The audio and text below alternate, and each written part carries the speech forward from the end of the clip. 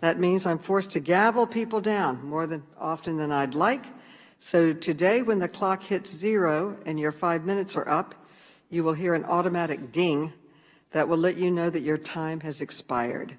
When you hear that ding, I would ask that you please wrap up your questions as promptly as you can so we can move to the next questioner and run an efficient hearing. I thank all members for their cooperation on this issue, and I will remind everyone of the normal points. First, the House rules require that we see you, so please have your cameras turned on at all times. Second, members appearing remotely who are not recognized should remain muted to minimize background noise and feedback.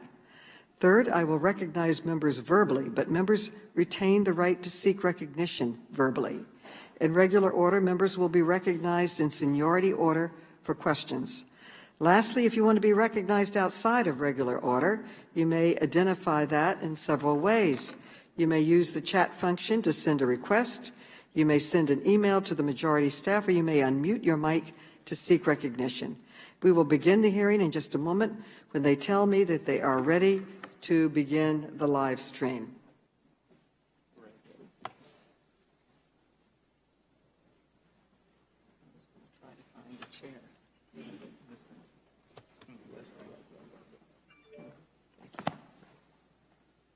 Are we ready?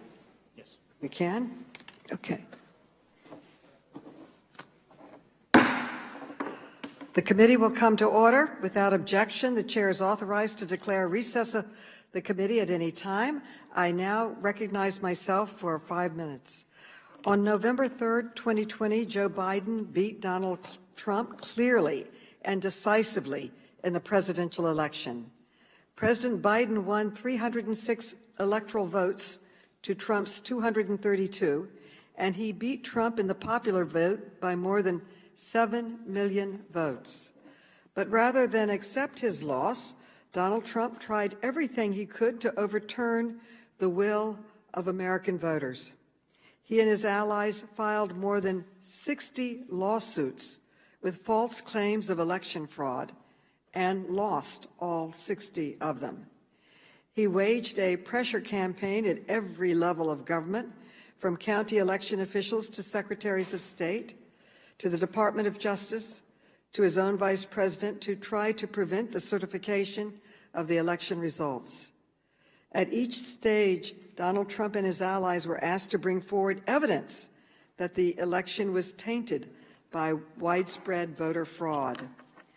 But whether in Michigan or Pennsylvania, or as we will hear today, Arizona, the purveyors of the big lie repeatedly failed to produce one scintilla of credible evidence of widespread fraud. Yet today, more than 11 months after the election, the attacks on our election system have only intensified, and the latest weapon of choice is the partisan audit. Let me be clear, the hyper-partisan audits pushed by President Trump and his allies are not about fairness, election security, or the truth. They are instead designed to promote conspiracy theories and to raise doubts about our elections. And the ultimate aim of these audits is even worse, to lay the groundwork for new laws that make it harder for Americans to cast their ballots, but easier for dishonest officials to overturn the results of elections they don't like. Today's hearing will focus on the 5-month-long hyper-partisan audit in Maricopa County, Arizona. It was clear from the beginning that this so-called audit led by the Republican State Senate was really a fishing expedition in search of evidence of election fraud, no matter how flimsy. The State Senate rejected a bid from a qualified and certified auditor, choosing instead to hire Cyber Ninjas, an unaccredited firm with no experience auditing elections. What the company did have was a CEO who had publicly supported Trump and promoted the so-called big lie. During the audit, Cyber Ninja's sloppy, insecure practices jeopardized the integrity of ballots and voting machines, forcing Arizona taxpayers to spend millions to replace the compromised machines. The audit itself was funded with at least $6.7 million from right-wing dark money groups headed by Trump allies and supporters of Stop the Steal movement. Documents show that Trump himself may have funneled funds to the audit effort in Arizona. Yet all that partisan dark money failed to overcome the truth. Last month, Cyber Ninjas finally was forced to admit that it found no evidence of widespread fraud in the Maricopa County election results. In its final report, Cyber Ninjas wrote that they were, quote, no substantial differences, end quote, between the official count and the audit results, and that there is, quote, no reliable evidence that the paper ballots were altered to any material degree, end quote. This should have been the end of the story, but rather than admit that they were wrong about voter fraud, Cyber Ninjas and Republican leaders in Arizona are now pushing a host of unnecessary legislative changes to make it harder to vote and easier to overturn election results. And hyperpartisan audits are now spreading to more states. We are holding today's hearing so we can hear the facts about the Cyber Ninja audits in Arizona.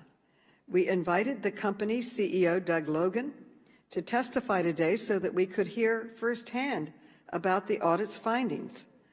Unfortunately, Mr. Logan refused our invitation, and he also refused to produce documents that the committee requested back in July. Mr. Logan's refusal to answer questions under oath is just one more sign that the dark money-fueled audit he led never should have happened in the first place. Today, we will hear from the chairman and vice chairman of the Maricopa County Board of Supervisors, both Republicans, who, unlike Mr. Logan, were not afraid to tell the committee the truth about this audit. I am honored that they both agreed to put country over party by testifying today, despite threats to their personal safety. We will also hear from election and democracy experts who will tell us how partisan audits are spreading to other states, including Pennsylvania, Wisconsin, and Texas, and the threat this poses to our democracy. The attempts by former President Trump and his allies to undermine America's elections are failing to win the last one fair and square.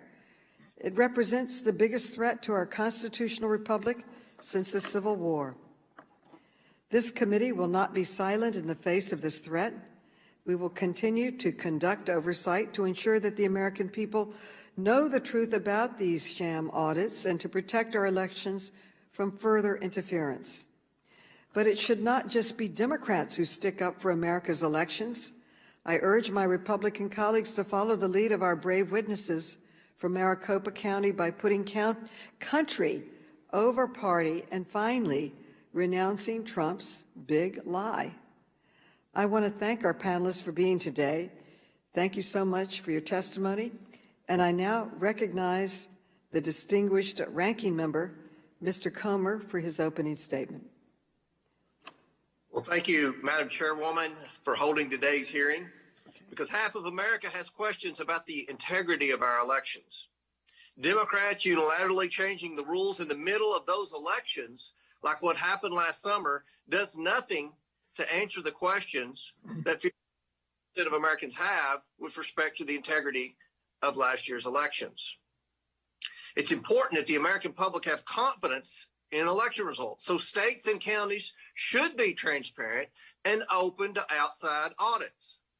I hope today's hearing helps answer some outstanding concerns regarding election integrity. Unfortunately, today's hearing is the continuation of two troubling trends from this committee. The first trend is the Democrats' obsession with avoiding any actual oversight of the Biden administration. If you don't believe me, just look at the actions. This committee has held less than half the number of hearings they did when President Trump was in office. this committee has had less than half as many witnesses from the administration. And this committee hasn't held a single hearing on the border crisis, or on the disastrous withdrawal from Afghanistan, or on the illegal leaks at the IRS, or on the origins of COVID-19, or on many other important topics like the border security crisis. The second trend is the Democrats' current obsession with investigating anything coming out of the states. Recently, we've had hearings on voting rights and abortion, both solely because of laws passed in a single state. Today, we're having a hearing about election integrity based solely on an audit that occurred in a single state. Each of these issues, abortion rights, voting rights, election integrity, are issues that have long been known to be handled at the state level. Yet this committee cannot resist wading into state issues, attempting to trample all over the 10th Amendment. With that, I want to yield the balance of my time to Mr. Biggs, who's been on the front lines in Arizona on this issue from the very beginning. I thank the gentleman for yielding, and I thank the chair today for having this hearing.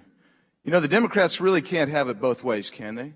I mean, really, can they have it both ways? You cannot say that the audit showed the integrity of the election, while at the same time claiming that the mere fact of an audit in and of itself is a threat existentially to our democracy. You can't do that.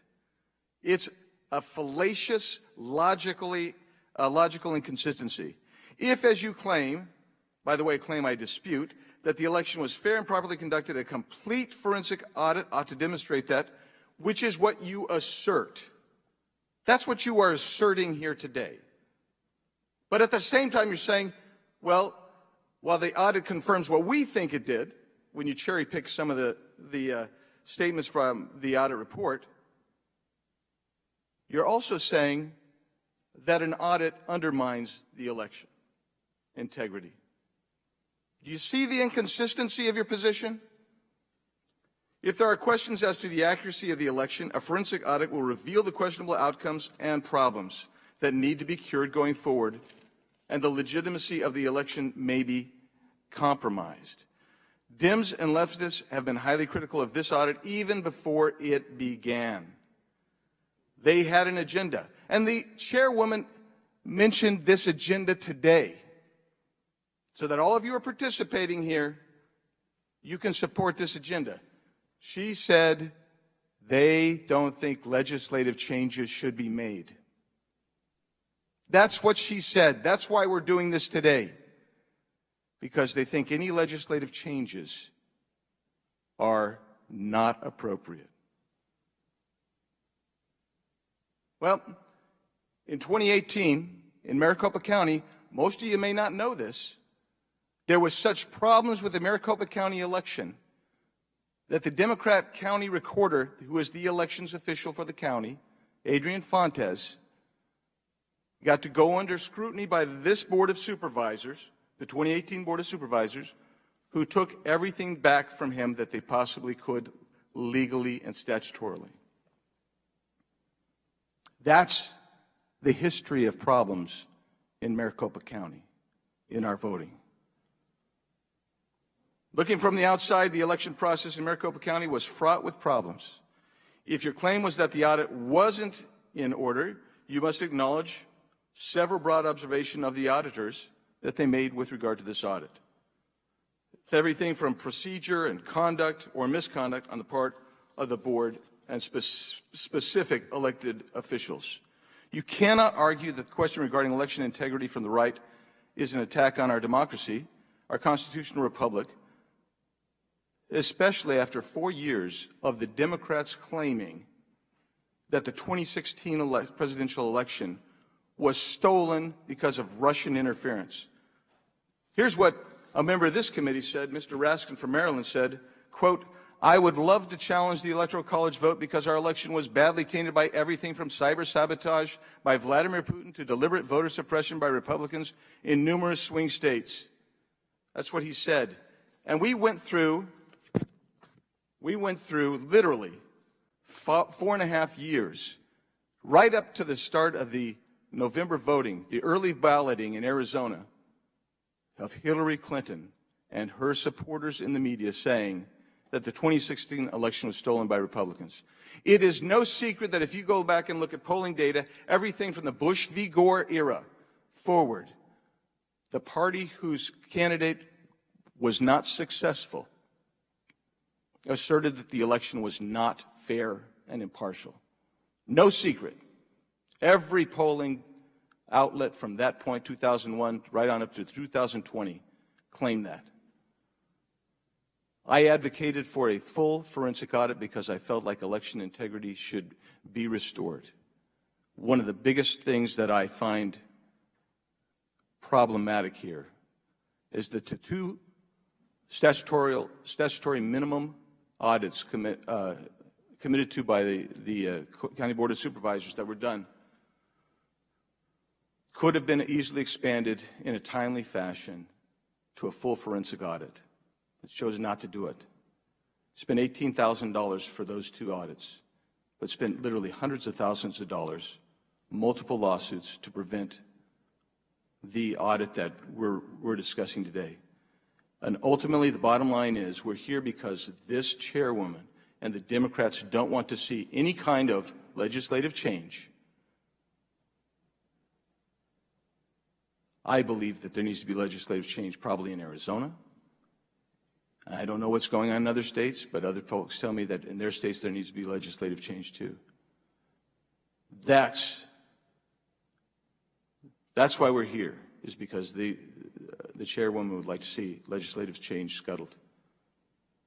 And I, for the life of me, don't understand why this committee thinks that it has the constant obligation to interfere in what is patently a state issue. With that, Madam Chair, I thank you, and I yield back. The gentleman yields back. I now recognize Mr. Raskin, who is the chairman of the Subcommittee on Civil Rights and Civil Liberties, for an opening statement. Madam Chair, thank you very much for calling this important hearing, and thank you for making our committee a leader in defending democracy and the voting rights of the people against this escalating onslaught by Donald Trump and his supporters against American constitutional democracy. We know that Mr. Trump never accepted the results of the 2020 presidential election, despite the fact that Joe Biden beat him by more than 7 million votes and by a margin of 306 to 232 in the Electoral College, a margin, incidentally, that Mr. Trump declared a landslide when he beat Hillary Clinton by the exact same amount.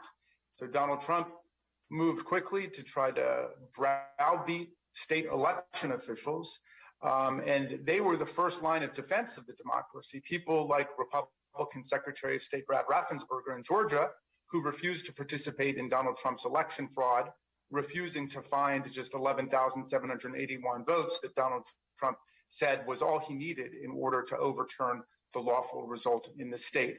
But there were election officials across the country who definitively refuted and repudiated Donald Trump's claims of corruption and fraud. And in fact, Trump's own Homeland Security Department declared the 2020 election the most secure in American history. So then he went to court, and 61 federal and state courts in the land, from the lowest courts in the land, state, county, district courts, to federal district courts, all the way up to the United States Supreme Court, definitively, meticulously, and comprehensively refuted, repudiated, and rejected every claim that Donald Trump's supporters made that there was election fraud or electoral corruption.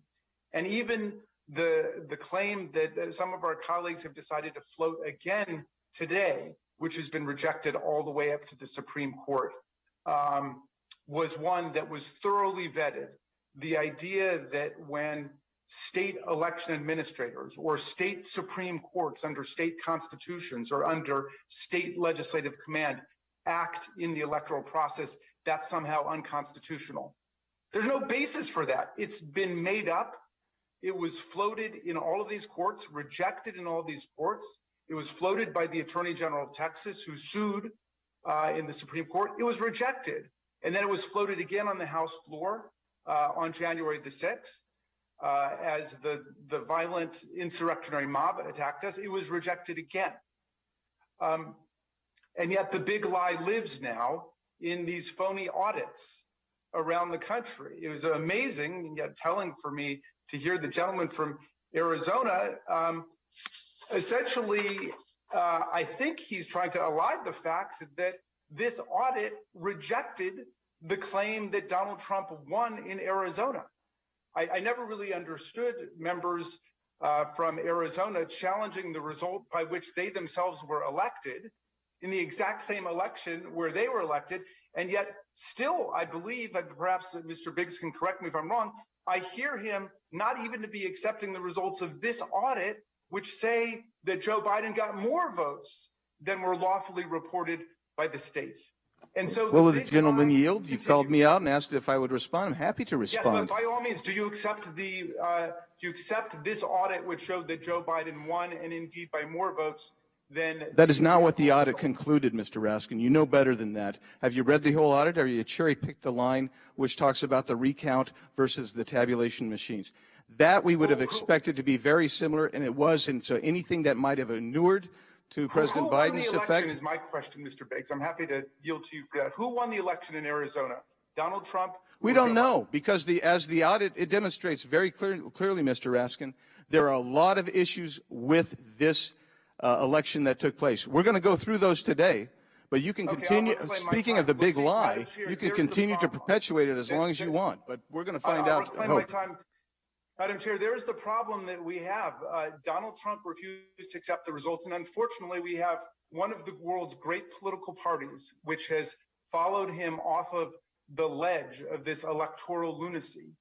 And it's dangerous for democracy, so I'm glad we're having this hearing today, and I yield back to you, Madam Chair. The gentleman yields back. I'd just first like to respond to my dear friend from the great state of Kentucky, who said we had not conducted oversight with the administration. I'd like to remind him that just 2 days ago we held a hearing on Ida with the administrator from FEMA on the response of the federal government to that disaster. And in terms of Afghanistan, last month at the request of Republicans, we held a bipartisan classified briefing with the Defense Department, State Department, DHS, and the intelligence community to examine the ongoing efforts to help U.S. citizens and Afghan allies who are still at risk in Afghanistan. And I will note that just yesterday, our National Security Subcommittee Chair, Mr. Lynch, sent invitations for a counterterrorism hearing later this month on Afghanistan. But we do not want to be focusing on areas. We are focusing on this election audit. And I would now like to, I would like to introduce the witnesses. Our first witness. Point of order, Madam Chair. Point of order. Point of order. Point of order. Who is calling for a point of order? Will you state your point of order? Who's speaking? Yes, I just wanted to clarify, Madam Chair. I just wanted to clarify. Who's speaking? We called for public transparent hearing about the debacle in Afghanistan. What you provided us was a closed door classified briefing. The American people want transparency and accountability with what went wrong in Afghanistan. So what we're asking for isn't a behind the closed doors in a smoke-filled room briefing by a bunch of, bureaucrats in the Biden administration. We want a transparent hearing so the American people can see exactly what went wrong. So that's my point of order. I yield back. One is scheduled, and again, I repeat, I held that classified briefing at the request of Republicans who asked for it. But right now, let's return to the subject before us today. I would like to introduce our witnesses. Our first witness today is Jack Sellers, who is the chairman of the Board of Supervisors of Maricopa County, Arizona. Then we will hear from Bill Gates, who is the vice chairman of the Board of Supervisors of Maricopa County. Next, we will hear from David Becker, who is the executive director and founder of the Center for Election Innovation and Research.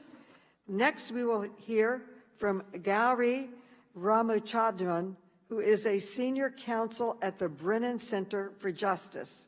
And finally, we will hear from Ken Bennett, who was the Senate Audit Liaison and the former Secretary of State in Arizona. The witnesses will be unmuted so that we can swear them in. Please raise your right hands. Do you swear or affirm that the testimony you are about to give is the truth, the whole truth, and nothing but the truth, so help you God? I do. Let the record show that the witnesses answered in the affirmative. Thank you. Without objection, your written statements will be made part of the record. With that, Mr. Sellers, you are now recognized for your testimony. Thank you for traveling here from Arizona and for your public service. Mr. Sellers. Thank you, Madam Chair, members of the committee. Thank you all for inviting me here today. I want to start by saying that the election of November 3rd, 2020 in Maricopa County was free, fair, and accurate. Maricopa County is the second largest voting district in the United States of America. I sit before you today as a Republican who was voted into office in November of 2020. And there's a member of this distinguished committee who was also successful in the November 2020 election held in Maricopa County. But the most important people involved in the November election were the men and women of the Maricopa County Elections Department. They executed a secure, accurate, and efficient election of over 1.8 million voters in the nation's fourth most populous county during a worldwide pandemic. Our election department was praised by election experts throughout the country, and we received an award from the National Association of Counties. Maricopa County began planning for the 2020 election immediately after the November 2018 election results were canvassed and submitted to the Arizona Secretary of State. The county began to assess staff, processes, and equipment needs in anticipation of the 2020 election cycle and taking appropriate action to complete that preparation, because we also knew that the election results in Maricopa County would play a pivotal role in both the outcome of the presidential race and the U.S. Senate chamber political makeup. I'm very proud of the efforts we put forth to prepare. We worked closely with the Arizona Secretary of State, our legislative leaders in both the House and the Senate, the Attorney General, and the Governor's Office. We were also very inclusive of all the political parties who participated fully in not only observing Election Day administration and tabulation, but also in pre- and post-election logic and accuracy testing. If you were in Arizona politics in November of 2020 and didn't understand how Maricopa County was running elections, then you just weren't paying attention. The county authored an election bill regarding electronic adjudication at the legislature, which passed both chambers unanimously and was signed by our governor. The county invested in a very robust voter education campaign, so if you watched TV, tweeted, Instagrammed, or used YouTube, you saw our media campaign. We implemented the technology to educate our residents on when and how to register, how you can vote, where you can vote, and the wait times at the polling locations, all by pushing a button on your phone. We ran a presidential preference election in February. All participants agreed it was well run and accurate. We ran the primary election in August of 2020.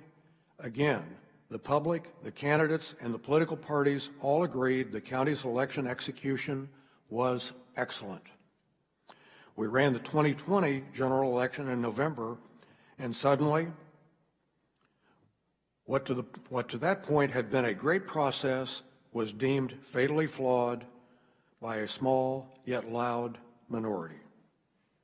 I dare say, if you're a student of Maricopa County Republican election history, you were not surprised by the results. It was not a flawed election process, not a lack of security. It was a candidate that many Maricopa County Republicans simply did not support. If that lesson is not clear to our state and county Republican leaders, then I'm afraid 2022 will not be favorable to my party. During these last 10 months, I've learned a lot about people.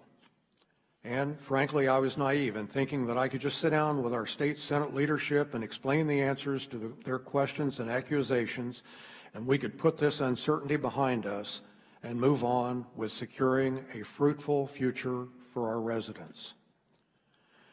But it's become clear that there are those who don't care what the facts are.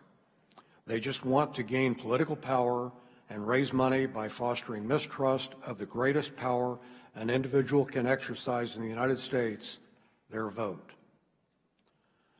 I'm an elected official. Some say I signed up for this, and that's true. But I ran because economic development and maintaining our quality of life is very important to me.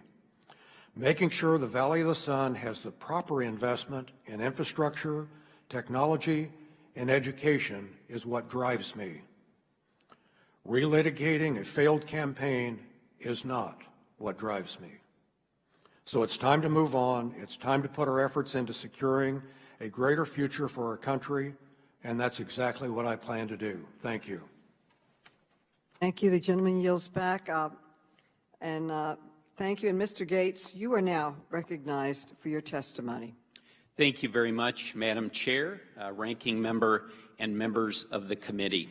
Thank you so much for having me here today to discuss a very important issue in our country, and that's the future of fair and free elections. The 2020 election in Maricopa County, the general election, was the best election we've ever run in Maricopa County. And the way that I know that was that it was the most scrutinized election in the history of Maricopa County. Election experts said that. Machine counts confirmed it. Hand counts confirmed it. The court system reconfirmed it. And our residents were happy too. We did a poll of 80,000 of our voters, and 90% of them said that they were satisfied or very satisfied with the election. Really, by any measure, this election in 2020 was secure, and everyone who wanted to vote was able to do so. Unfortunately, some in our party see it differently. They have attacked the work that was done by our elections workers in Maricopa County, and they have fanned the flames of conspiracy. And this willingness to do so, unfortunately, is what led to the first non-peaceful transfer of power in our country's history.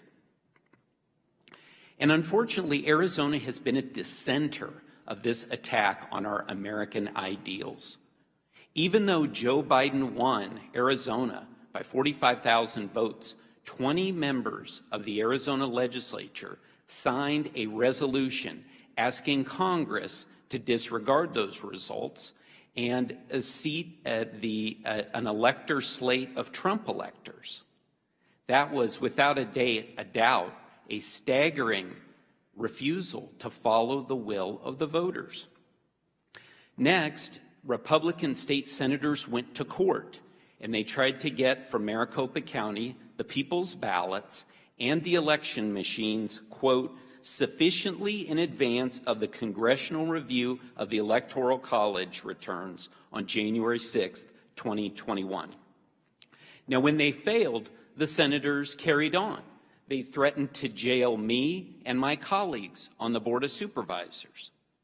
And then they cast doubt on 2 additional audits that we authorized at the Board of Supervisors. And by the way, both of these audits found that there was no hacking, there was no manipulation with our machines or with our software. It should have ended there, but it didn't. The Senate then hired the cyber ninjas to head up a group of firms with no or little election experience to conduct an extra-legal review, essentially an extra-legal recount of Maricopa County's ballots. And really, that can only be described as an amateurish review of Maricopa County's election technical infrastructure. The cyber ninjas, they changed the policies and procedures, they chased conspiracy theories, they threw out false claims, and worst of all, they accused our good elections workers of committing crimes. They said that they deleted files, but these were files that the cyber ninjas just couldn't find. Now, this was either an out-and-out lie or a level of incompetence by the cyber ninjas that was staggering. Elections integrity is not a new thing for me. As a former Republican election lawyer for the Arizona Republican Party, it's a passion of mine. And that's why I'm here today, to speak out against those that are passing off this disinformation and those that would call on legitimate elections to be decertified. This is without a doubt the biggest threat to our democracy in my lifetime. If elected officials continue to choose party over truth, then these procedures are going to continue on, these privately funded, government-backed attacks on legitimate elections. And losers of elections will just go out and find financial backers who will continue to drag these procedures on. And unfortunately, that is going to negatively impact our democracy. As a Republican who believes in democracy, I dreamed of one day going to a nation that was trying to build a democracy and help them out. Perhaps a former Soviet republic like Belarus or Tajikistan. I never could have imagined that I would be doing that work here in the United States of America. Thank you. Thank you. Mr. Becker, you are now recognized. Thank you, Madam Chair and members of the committee. My name is David Becker, and I'm the Executive Director and founder of the Center for Election Innovation and Research, a nonpartisan nonprofit that works with election officials and others from both parties all over the country to ensure elections are secure and accessible. I have nearly 25 years of experience working in elections, and I come here before you today as concerned as I've never been before about the ongoing threats to American democracy. First, the good news. In every state, including Arizona, we saw the most secure, verified, and transparent election in American history. Almost 95% of all ballots were cast on auditable paper, up from less than 80% in 2016, including all ballots in every swing state. There were more legitimate audits of those ballots than ever before in states like Arizona, Michigan, and most notably in Georgia, where they counted every presidential ballot 3 times, including once entirely by hand. We saw more pre-election litigation clarifying the rules than ever before, with each side winning some cases and losing others, and there was more post-election litigation confirming the results. This was largely due to the heroic efforts of election officials around the country, of both parties, who managed record turnout while severely underfunded during a global pandemic. But the bad news is that tens of millions of Americans, sincerely disappointed that their candidate lost, have been targeted in a scam to keep them angry, divided, and donating. They've been fed a constant diet of lies telling them that millions of their fellow citizens, half of them members of their own party, engaged in a massive conspiracy to deliver the election to the current president, and that none of the millions of conspirators are talking. This big lie is leading to laws in the states that make elections less secure and leading to threats against public servants who run elections. And it's led to the effort that was recently concluded by the cyber ninjas in Maricopa County, Arizona. The ninjas' effort was flawed from the start. They spread lies about the election months before they got the contract, and despite having no experience in elections, they raised millions of dollars from outside sources to fund their efforts. The Arizona Senate and their contractors had to be taken to court to get basic documents about the process and the backroom discussions that drove it. Meanwhile, the ninjas seized ballots from the election officials who were required by law to maintain them, and in so doing likely violated federal law and broke the chain of custody of these ballots. One of the great ironies is that even if the ninjas had discovered an actual election problem, which they did not, they had so tainted the evidence that it would almost certainly have been found inadmissible in any legal proceeding to address the problem. The ninjas' conclusions suffered from the same flaws that afflicted the entire process. They made wild claims about voters who had allegedly moved based upon an incompetent and discredited methodology and an incomplete commercial database. Experienced election auditors confirmed that the ninjas and their allies got nearly half of their numbers flat out wrong, including failing to account for 1/3 of the hand-counted ballots. And despite the fact that Arizona was the best hope for those that sought to deny the election, the ninjas' effort confirmed nothing. It merely demonstrated that even in a state with the smallest margin of victory among the swing states, highly biased and motivated individuals bolstered by millions of dollars from unclear sources and nearly 8 months to work could not manufacture enough fake fraud to overturn the will of Arizona voters. Before the ninjas even started, the election had already been verified and confirmed consistent with Arizona law. Voter lists were confirmed and maintained accurately thanks to, among other things, Arizona's membership in the Electronic Registration Information Center, the gold standard of voter list maintenance that 30 states utilize. Audits conducted immediately after the election, pursuant to Arizona law, compared the paper ballots to the machine counts and confirmed the outcomes. Nevertheless, the ninjas' effort has contributed to threats against public servants and their families.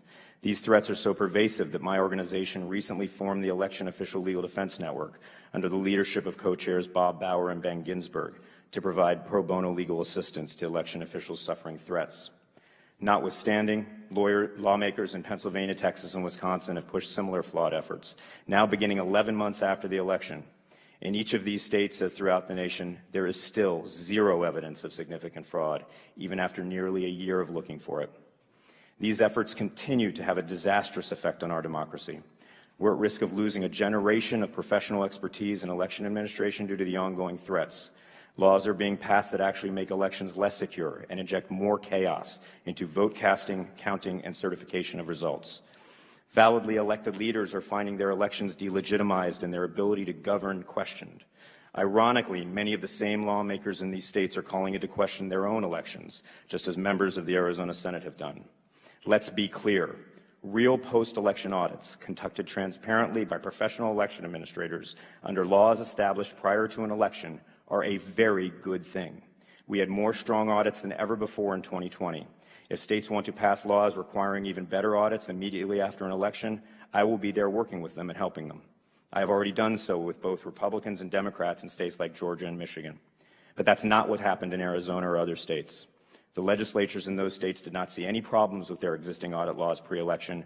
It was only after they became unhappy with the results and the losing candidate refused to concede that they fueled his election denial with these efforts, many months after the elections in these states have been verified, audited, and certified. Thank you. And Mr. Ramachandran, you are now recognized for 5 minutes. Mr. Ramachandran. Chairwoman Maloney, Ranking Member Comer, and members of the committee, thank you for the opportunity to discuss this critical issue. In the last year, we have seen a number of techniques employed to undermine the will of the voters. The flagrant violence of January 6th, the behind-the-scenes phone calls to state and local officials, an alleged secret memo advocating for a coup. None of these techniques succeeded in overturning the 2020 election, but willfully ignorant sham partisan reviews are serving up innuendo and baseless suspicion, ready for deployment by super spreaders of lies. The impact of these lies is twofold: attacks on election officials and their families now, and the fostering of systematic efforts at election sabotage in the future. I hope to make 3 points in my testimony. First, after more than 9 months and millions of dollars spent, the sham partisan review in Arizona has given us the same insinuations that purveyors of voter fraud myths have been pushing and that real election experts have been debunking for years. And it's no surprise, the contractors that the Arizona Senate chose to conduct this charade were biased from the start. Second, we cannot dismiss these foolish exploits out of hand because they are spreading and providing seed material that prominent actors leverage in their disinformation campaigns to keep the big lie alive. Third, all of society must do its part to protect our democracy. Congress can help by providing resources to help election officials defend against these attacks, and by passing legislation to protect election officials, workers, and voters. The Arizona Senate's partisan review was conceived and executed by people who were the subject of pressure from former President Trump and his supporters to propagate fraud claims. From a state Senate meeting with Giuliani, to a call from Trump to Senate President Fan, to voicemails left with a Maricopa County supervisor who stood firm and did not call back, the pressure campaign did not let up. It is in this context that instead of choosing objective, transparent, and competent contractors, the Senate chose cyber ninjas. Doug Logan, the CEO of Cyber Ninjas, has authored and apparently still stands by a memo to legislators chock full of debunked Stop the Steal conspiracy theories. including a viral claim against a former Dominion employee who had to go into hiding after a flood of harassment and threats. In addition to being biased, the cyber ninjas have resisted transparency about their procedures and for the press at every turn. There's also very little transparency about who is funding the review. What little information has been disclosed is troubling. Finally, the cyber ninjas were incompetent to perform any election review. The firm's top 3 findings are textbook examples of how purveyors of voter fraud misunderstand data. First, they ignored the birthday problem, a basic concept in probability. They looked for Arizona voters who shared a first, middle, and last name and birth year with another voter, and they found about 10,000 such matches. They then gave this finding the alarming title, Voters That Potentially Voted in Multiple Counties. But within groups of people who have a common name, such as Robert Smith, it is expected that some of them will share a birthday. And it is even more common for people to share a birth year, which is all the cyber ninjas found. In another example of their willingness to cast aspersions on their fellow citizens, they labeled one finding critical, supposedly impacting over 23,000 ballots. This is the number of people who cyber ninjas found through matching voter check-in files to a commercial address verification list. But temporary moves do not change a voter's eligibility to vote from their permanent residence. This isn't an obscure election law fact. It appeared in mainstream news stories before November, since many voters had questions about this during the pandemic. And Cyber Ninjas is not the only biased contractor that was chosen. Shiva Ayudurai was contracted to look at ballot envelope images. He has a history of conflating ballot images and ballots to allege election fraud in his home state of Massachusetts. And he did this again with envelope images and ballots in Arizona. These errors and misleading innuendo would be sad if they weren't so dangerous. Most election officials do not have the staff and resources to run year-round fact-check operations. Congress should assist with these resources. Many of the provisions in the Freedom to Vote Act would also be helpful, such as one providing for voters to bring a lawsuit if their right to vote has been infringed in a federal election.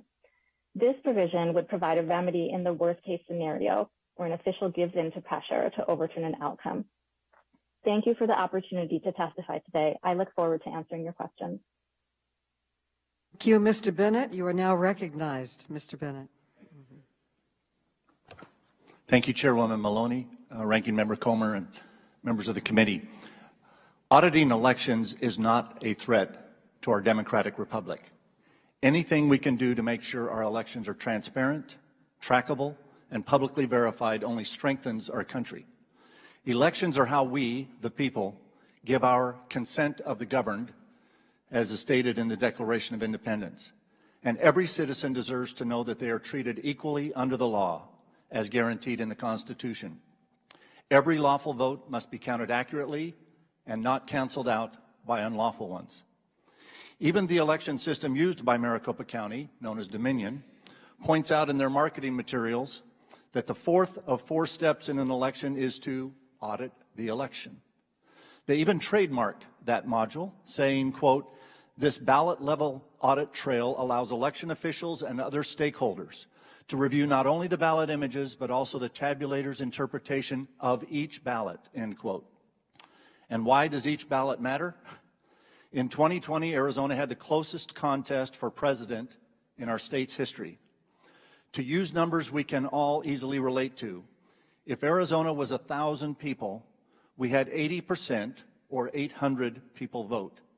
The official results were President Biden 397, President Trump 395. Yes, a 2 out of 800 vote margin, or 0.3%, which was the exact percentage of about 10,000 out of 3.4 million in the actual election. Now you notice that 397 and 395 don't add up to 800 either. That's because on 1% of the ballots, 8 out of 800, the machines didn't record any vote in the presidential race. In the actual election, it was almost 34,000 ballots out of 3.4 million statewide. Maybe that's what those voters intended, or maybe some voters circled their ovals or checked next to the oval, not getting any mark inside the oval. In either case, no vote was counted by the election management system, and those undervotes would not have been sent to adjudication teams to determine voter intent.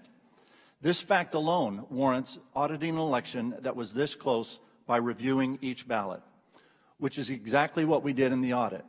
We reviewed each of the almost 2.1 million ballots, and despite months of warnings from the county, our Secretary of State, election experts, and most of the media that the auditor's procedures were imprecise and unreliable, the most significant finding of the audit is that the hand count of the physical ballots very closely matches the county's official results in the President and U.S. Senate races. Now, that finding is frustrating to many who expected the audit to prove a different election result. But as Arizona Senate President Karen Fann stated numerous times, the audit has never been about trying to overturn the 2020 election. It is about verifying that Arizona laws and procedures were followed and identifying how our laws can be improved and better enforced going forward to maximize integrity in our elections. To that end, we did find several areas where election laws and procedures were or may have been violated.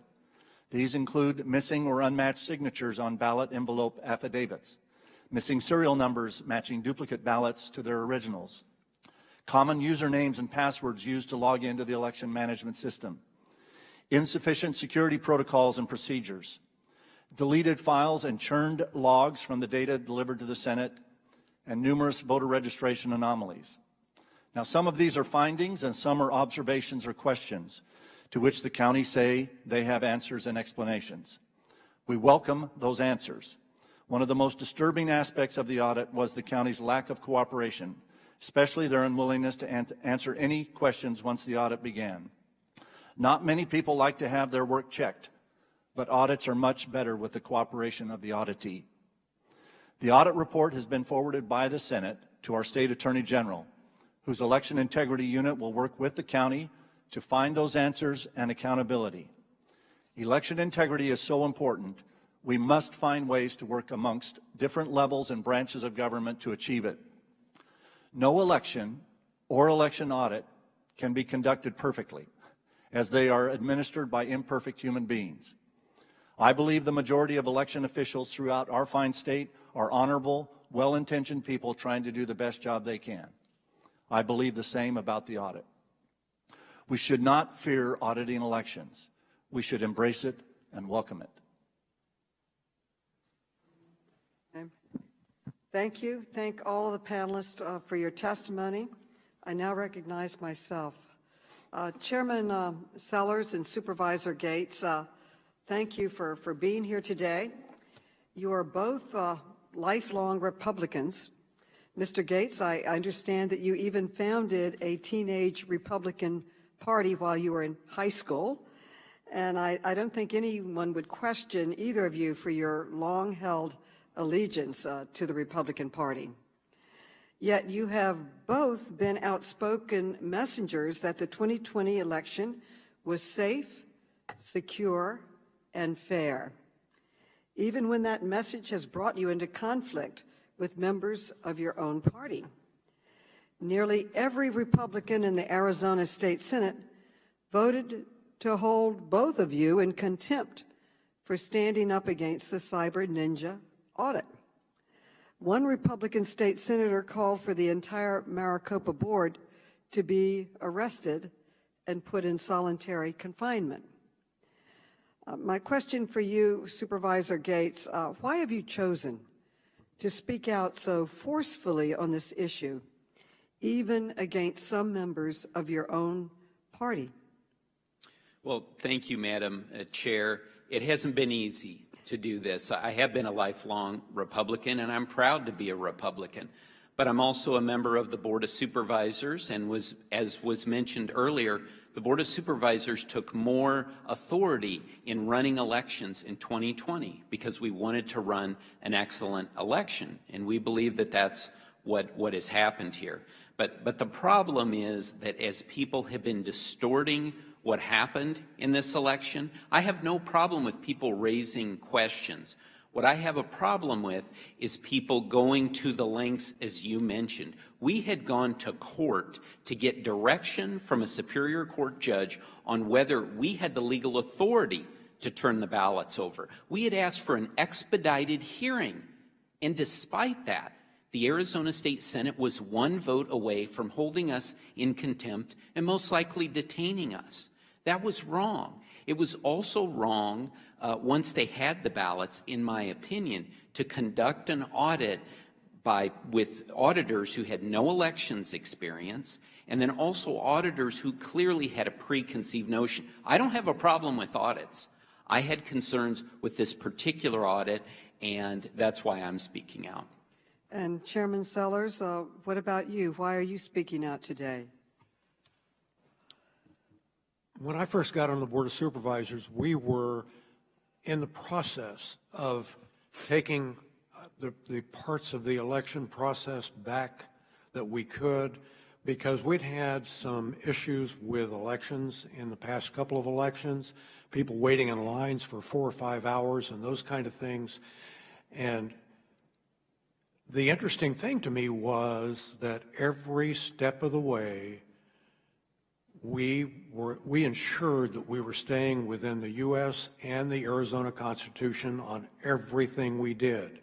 When we were faced with a pandemic and had to change the way we were going to run the election from a precinct-based model to a vote center model, we again went back to the political parties, to the Secretary of State, to the governor, to the Attorney General, and got their agreement on everything we were doing, that it was legal and going to provide us with a safe, secure election going forward. Thank you. Reclaiming my time, I have very limited time. Mr. Sellers and Mr. Gates, you faced pressure to support President Trump's big lie even before the audit started. On Christmas Eve last year, former President Trump's personal lawyer, Rudy Giuliani, called both Mr. Sellers and Mr. Gates as part of Trump's pressure campaign to try to overturn the election results in Arizona. Neither of you picked up, so he left a voicemail message. I'd like to play one of those voicemails now that Mr. Giuliani left for Chairman Sellers. May we hear the audio now, please?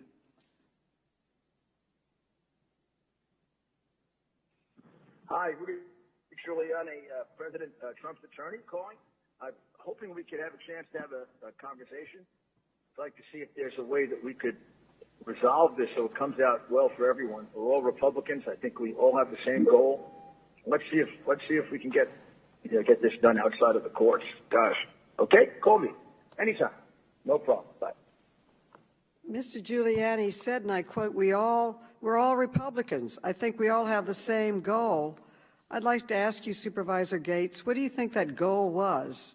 And you got a similar call where he said he asked you to, quote, get this thing fixed up, end quote, and saying, quote, I think there may be a nice way to resolve this. What do you think Mr. Giuliani wanted you to do? Madam Chair, just a point of order real quick. I hope I'm going to be extended the same courtesy to go beyond the 5-minute limit. Absolutely. Mm-hmm.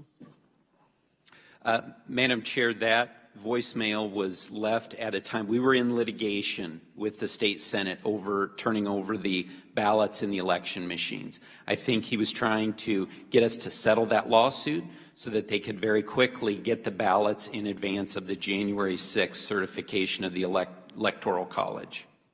And why was this so important? What was Mr. Giuliani's ultimate goal? What do you think his ultimate goal was? Well, I can't speculate on that, but I think that he wanted to look at the evidence and see if there was evidence to support not certifying the election. And I want to thank you both. My time is up, and the many other state and local officials who stood up to Trump's pressure campaign and turned back his efforts to overturn a free and fair election. The late Senator from Arizona, John McCain, once said, and I quote, "We are Americans first, Americans last, Americans always." I agree. We are Americans before we are members of any political party. Chairman Sellers and Supervisor Gates, I hope other Republicans, including my colleagues in Congress, follow the example that you set today. I want to thank you for your testimony. Thank you so much. I now recognize the gentleman from Arizona, Mr. Gosar. Mr. Can you hear Gosar? me, Madam Chairwoman? I can hear you. That sounds good. Well, I want to thank all the witnesses, especially Mr. Bennett from my district. Ken, it's good seeing you again. Mr. Sellers, Mr. Gates, thank you for attending. You know, the majority is very short-sighted, and this hearing today reminds me of 2017, I think, maybe 2018, when we actually, one of our own members from the other side actually introduced legislation, Mr. Raskin, for the Election Vendor Security Act. Part of that was due in terms to a election security vendor infrastructure subcommittee hearing on the U.S. Senate side in Homeland Security, which basically said that the equipment or the vendors or this machines were potentially 100% corruptible. Interesting. Now I want to bring back into point a film, and I'm not usually complimentary of films, but this one is very interesting, released in March of 2020. It's called Kill Chain by the HBO Films. And basically what it is they go in with a security expert, cybersecurity expert by the name of Harry Hursty. I think most of you would admit he is very good at what he does. And basically what he talks about, he goes systematically through an election and these machines. You know, in the old days, in the 20th century, I guess when my hair was still around and it's not so gray, they were basically adding machines with a light. But today they're controlled by computers. And all computers can be hacked. And what Harry Hursty does is he goes through a number of scenarios and people and experts to show how these machines can be corrupted. Yes, the results we see here supposedly don't change the outcome, but there's more to the story. It's how those votes can be manipulated by the machine, and then the calibration or the certification of those ballots is covered up by the machine. Don't take my word for it. I want you to go back to watch Kill Chain. I think it's a wonderful documentary that doesn't take a partisan look either way, for at least for most of it. But it highlights a series of problems that exist. Undeniably. Hackers can make this change. And we have problems, as Mr. Biggs talked about with Maricopa County from the 2018 election. The Board of Supervisors adamantly and valiantly took back some of their power and oversight of that election. But Mr. Fontes kept custody of the voter registration rolls. Very important when we start dissecting what the cyber ninjas did. Second of all, they want the scrutiny from private entities like cyber ninjas, because the certification of these audit folks is not exactly what you really want. And I don't think it's what Mr. Raskin and anybody else wants either. You don't want government okaying the process and then certifying that process. You want somebody independent of that aspect. So from the standpoint of that we see this, there's problems. How about me? Where did it come from me? The day after the election, I was contacted by two individuals. One had security and fraud jobs with the banking world. The other one goes from fraud from the Department of Defense. They were monitoring the election through Edison, the amalgamator, that was providing information to the media. What they saw in Arizona, they were watching the Secretary of State at the same time. What they saw from Arizona drew their attention quickly first. They saw numbers of 90-some thousand, 60-some thousand, 40-some thousand ballots drop into Donald Trump's category and then quickly come out verbatim. Now, there may be a reason for that. We don't know. But then they started watching there and looking to the dumps. And what I mean by that is there's a first dump, there's multiple dumps, maybe 9 or 10 through the night. So if they're random, which they should be, if the first dump in Coconino County was 61% for Joe Biden, you would expect the rest of the time, the rest of the dumps, to be very similar. 58, 62, 55, and so forth. Not 40, 38, 35. That drove their big question mark for them.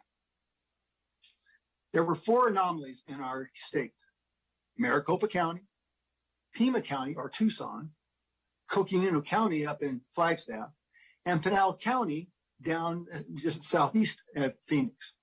Interestingly enough, the top 2 election officials in Pinal County actually resigned the very next morning. That doesn't draw any attention, does it? So it gets even worse.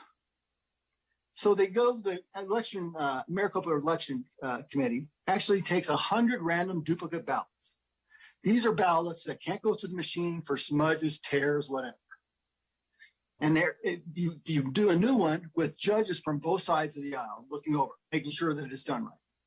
So when you run them through the machine, you should have a 0% error rate. They had a 3% error rate. And in Maricopa County, that represents over 90,000 ballots. Wow, we got a problem. Margin of error, margin of loss was right under 11,000. So then they did 2,500 random duplicate ballots. They never finished. They locked them up. We were told that there was double-digit error rates. So the 2 guys, going back to the 2 guys, they estimated between 450,000 and 700,000 ballots had some electronic or some kind of issue. It still may be valid, but it had an issue. Well, if you take 3 times 3 at 90,000, you got to talk. You're talking about over 200,000 or 270,000 ballots. This should be the cause for an audit. Shouldn't be that you're suing the state Senate who has jurisdiction over you, and we had to go to court for that aspect. And yes, the state Senate won in that discard. But we saw the county supervisors lock them up, sue at every case they won. They lost at that Superior Court judge that they don't have to answer to the state Senate. They do. They didn't provide different mechanisms, so they didn't allow a full canvas. They didn't have access to the routers. They didn't have full access for voter signature acuity and documentation and accuracy. The gentleman There's time. There's troubling problems here, and hopefully I'll be able to get some time yielded to me so I can explain even more. Okay. There should have been an audit based on this information and this information alone. Thank you. Okay, the gentleman has received equal time, and we were both over time. I now recognize the gentlelady from the District of Columbia, Ms. Norton. She's now recognized for 5 minutes. Thank you, Madam Chair, and I will certainly try to stay within my time. This oversight hearing is the appropriate response to claims that the election was stolen. Let's look into it. Let's call, as we have, those who were in charge of conducting this election. And I note for the record that Cybergenis, who did the audit, is not here. I would have thought they'd be the first to want to step up to speak to the issue of the audit. They were invited. They are not here. The other side mentioned problems in all of our elections. There have never been a problem such as the problem we have seen here. This is unprecedented. He mentioned Bush versus Gore. I remember very distinctly that at that very close election, Gore stepped up to concede the election. That is the American way. This is the first time that has been broken in the history of the United States of America. I have questions for Chairman Sellers and Supervisor Gates, who I thank for appearing before us today. I understand that since the election, you have been the targets of horrific threats of violence, something else unprecedented in American life. I'd like to ask each of you about the threats you have received. Chairman Sellers, approximately how many threats have you and your family received since November 2020, and how have these threats affected you and your family? Okay, I have not reacted as much to the threats as some of my colleagues because I'm widowed, I live alone, and, you know, I think even my staff and our law enforcement agencies have admonished me for not being concerned enough about the threats. But to that point, I have had Sheriff's Department and Chandler Police Department vehicles that parked in front of my house overnight on many nights because of very specific threats against me. And in fact, the Maricopa County Sheriff told me, if you don't have a Ring doorbell, I will buy you one if you're not willing to buy one for yourself. And I now have one of those as well, just to enhance the security where I live. Madam Chair, that kind of threats after an election again is unprecedented in American life. Supervisor Gates, can you describe some of the threats that you and your family have received? And is it your understanding that people making these threats support the notion that the election was stolen? Thank you for that question. We have been, my family, I have 3 daughters, and we have been subjected to many threats over the past few months. We have been doxxed. One of our colleagues had 90 people outside of his house one evening, and we've had phone calls into the Board of Supervisors saying that people were going to come and slaughter us and our families. Sadly, we had a state senator who sent out a fundraising email in which she told us, she's a veteran, and she told us to check our six, which I believe means that, we better watch our back.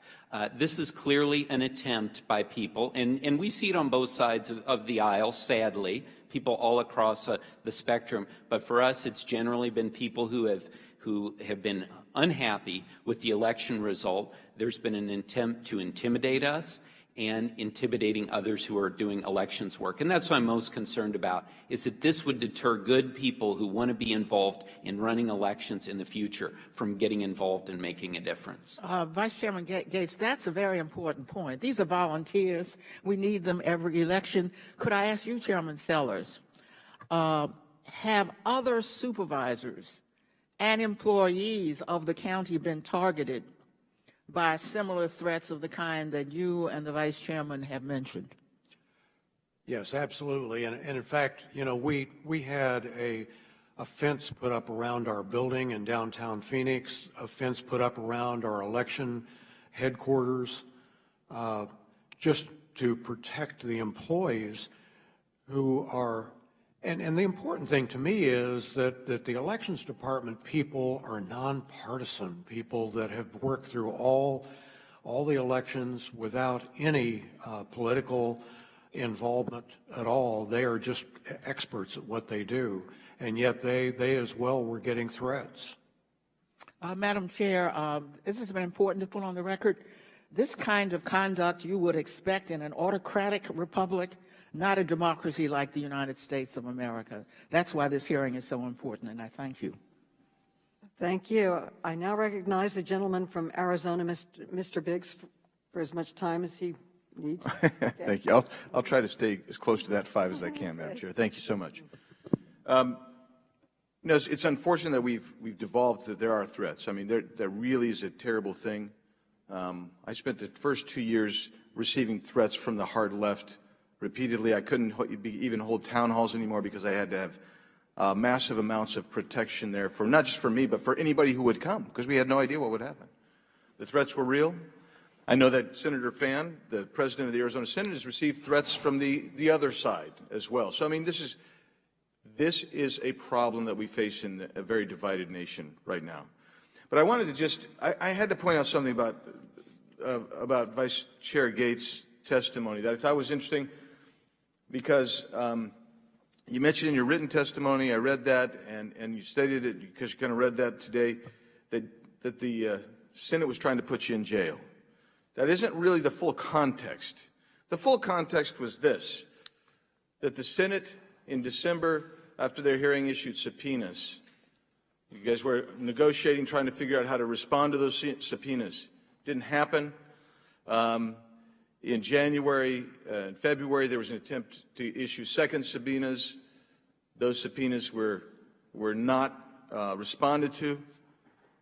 Court hearing was held. Timothy Thomason said the subpoenas issued by the Arizona Senate were valid. You didn't go to court to say, hey, you know, we want to participate. We just want to know what we can and can't get. You went to quash the subpoenas. That's a huge difference. And to be held in contempt, it takes a majority. They didn't get their majority because the Senate's very evenly split. That's something quite different than saying, yeah, they were trying to put us in jail. They were trying to cite you for contempt of something that constitutionally and statutorily the legislature was allowed to do. I just need to make sure that that was clear as we go. And now I'm going to turn to May I Mr. respond Bennett. to that? No, you can't. It's my time. I'm going to turn to Mr. Bennett. Mr. Bennett, I want to ask you a question with regard to this notion of, let me get to my question here. Mr. Becker, yes, he was critical of the chain of custody. Can you talk to us about the ballot chain of custody? And I don't mean to be rude, Mr. Gates. I have a very limited amount of time, and I got to get to certain things. Yes, I think Mr. Becker's testimony was that the ninjas seized the ballots and machines. Nothing could be further from the truth. I personally, along with the co-election director of Maricopa County, Mr. Scott Jarrett, supervised the transition of the ballots and the machines from the county to the audit over a period of 2 days. We processed 46 pallets, 1,691 boxes. Now, a box contains about 12 to 1,300 ballots. That process went very smoothly. I've been very complimentary, both privately and publicly, of Mr. Jarrett and the county's transition of the ballots. But we did find, for example, 26 mismarked boxes. We found 8 boxes that were not listed on the manifest, the chain of custody documents that Maricopa County was supposed to have since the election until they turned them over to us on April 22nd of 2021. We found 2 boxes that were on the manifest but not present on the ballots, and then we found 3 boxes that were on different ballots and they were listed. So the point is that out of 1,691 boxes, there were 40-some boxes of errors, but the transition was not one of the auditors seizing the ballots and the machines. We had a very smooth transition. And once they were in our custody for the audit, we never had a break or lack of chain of custody until we returned them to the county. And why is the chain of custody so important here, where the folks that didn't want to see an audit take place were claiming there was a chain of custody problem, but the actual chain of custody problem was in transferring from the county to you all? Why is it important to have good chain of custody? Well, the chain of custody that has never been provided is the chain of custody that is required by state law that should be created when the ballots are delivered to the county by their vendors and then are processed in the election through the election. That chain of custody should have started then, and that chain of custody should have been part of the documentation that was delivered to us when the ballots and the machines were given to us in April. We've never received that chain of custody, but we do have a full chain of custody, and the reason the importance of chain of custody during the audit is the same as during an election. To be able to account to the people of your county and your state that you have accounted for all of the ballots and the ones that you used, the ones that you didn't use, the ones that were spoiled, the ones that were duplicated, and all of that chain of custody is important in the election as it is in the audit, which is why we maintain full chain of custody during the audit. Thank you, Madam Chair. I'll yield back to you. The gentleman yields back. I now recognize the gentleman from Massachusetts, Mr. Lynch. You're now recognized, Mr. Lynch. Thank you, Madam Chair. Mr. Gates, I'll give you an opportunity to respond to the fact pattern that was presented in your question. But first, first of all, I want to say that how shameful, how absolutely shameful the conduct of some of my colleagues has been in perpetuating this big lie. I just,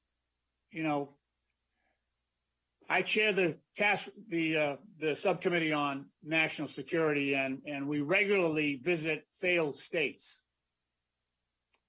spent a lot of time in Afghanistan, as well as other countries where there's one common denominator in these failed states, and that is there is no trust in the election process. For decades, in Afghanistan, the losing candidate always says it was stolen, and they undermine the ability of the winning party to actually govern. And while that has been a characteristic in other failed states, it's having the same impact on our country. It's undermining the faith in whoever wins, whether it's a Democratic Republic or Republican candidate. And that is shameful. It really is shameful that so many of my colleagues have followed the Trump lie. You know, this is all about Trump. Mr. Trump has had other occasions where he's questioned elections. Remember, he actually tweeted out when Romney lost to Obama, he tweeted out that, oh, the election was stolen. The election was stolen. Check the machines, he said. When Ted Cruz beat him in Iowa, Trump said he stole it. Anybody who look, I've attended several caucuses in Iowa. You got to physically be there. You got to raise your hand for your candidate. But Trump said it was stolen. And then months before this election, this past election, when President Biden won, he said, "Oh, the only way Biden can win is if you're going to steal it." That is absolutely shameful. But it's more shameful that he has taken so many good people down with him. You know, history will remember the people like Mr. Gates and Chairman Sellers who stood up for democracy in the face of threats, physical threats to themselves and their families. And history will also remember the Quislings who backed Trump and his allegations that the election was stolen. So this is not only a day to stand up for what you believe in, it's also reputationally something that's going to be visited on your families. That you attack this country, you attack a legitimate election in favor of that man, President Trump. It's disgraceful. 62 cases were brought in court. None of them. And before Trump appointed judges, federal judges that Trump appointed, a lot of state judges that were Republicans, longtime Republicans. And they never, ever substantiated. Most of those cases were dismissed for lack of evidence. They never got to the merits. And yet you continue to support the big lie. It's disgraceful. Mr. Gates, I now yield my last minute to you to address the custodial issues that the gentleman from Arizona raised. I yield back. Thank you very much, Congressman. I didn't want to leave any lack of clarity on what happened. Congressman, we did receive a subpoena, and we didn't attempt to quash that subpoena. For the record, we went to court to get direction. We believed that it was a violation of Arizona law to produce the ballots and the machines. We were looking for direction. And I would point out as well, we did not appeal that decision to the Court of Appeals, which a lot of people have said was a mistake on our part. But I did not want to give that, I want to make sure that was clear for the record. The vote the vote that took place, we were in, Jack Sellers and I were in Karen Phan's office, and we said, we've asked for an expedited hearing. You don't have to do this. She said, it's going up on the board. And I said, Karen, my daughter called me and said, Dad, are you going to get thrown in jail? She said, Bill, we're not going to throw you in jail. I said, this resolution gives you the authority up to and including throwing us in jail, and there'll be a lot of people pressing for us to be in jail if we weren't by the end of that day. Thank you, Madam Chair. I yield back. Gentleman from Georgia, Mr. Heiss, you are now recognized, Mr. Heiss. Thank you, Madam Chair. Here we are. This committee continues to ignore its responsibility as we have so many issues facing our country at the border, and inflation. I mean, we've got so many issues, and here we are meddling with what states are doing in their election laws, which and the audit here, which the Constitution clearly grants the states to oversee all of this. But nonetheless, I hear a lot today about the big lie. Let's remember the big lie was the Russian hoax that we had to live with for years, and going through the hoax impeachment processes over and over. I don't recall a single hearing that we had on that, Madam Chair. And yet here it's somehow wrong for Republicans to raise legitimate questions when we had an election that was fraught with irregularities and potential fraud, where rules and laws for the election process were changed immediately prior to the election, and it created all sorts of problems.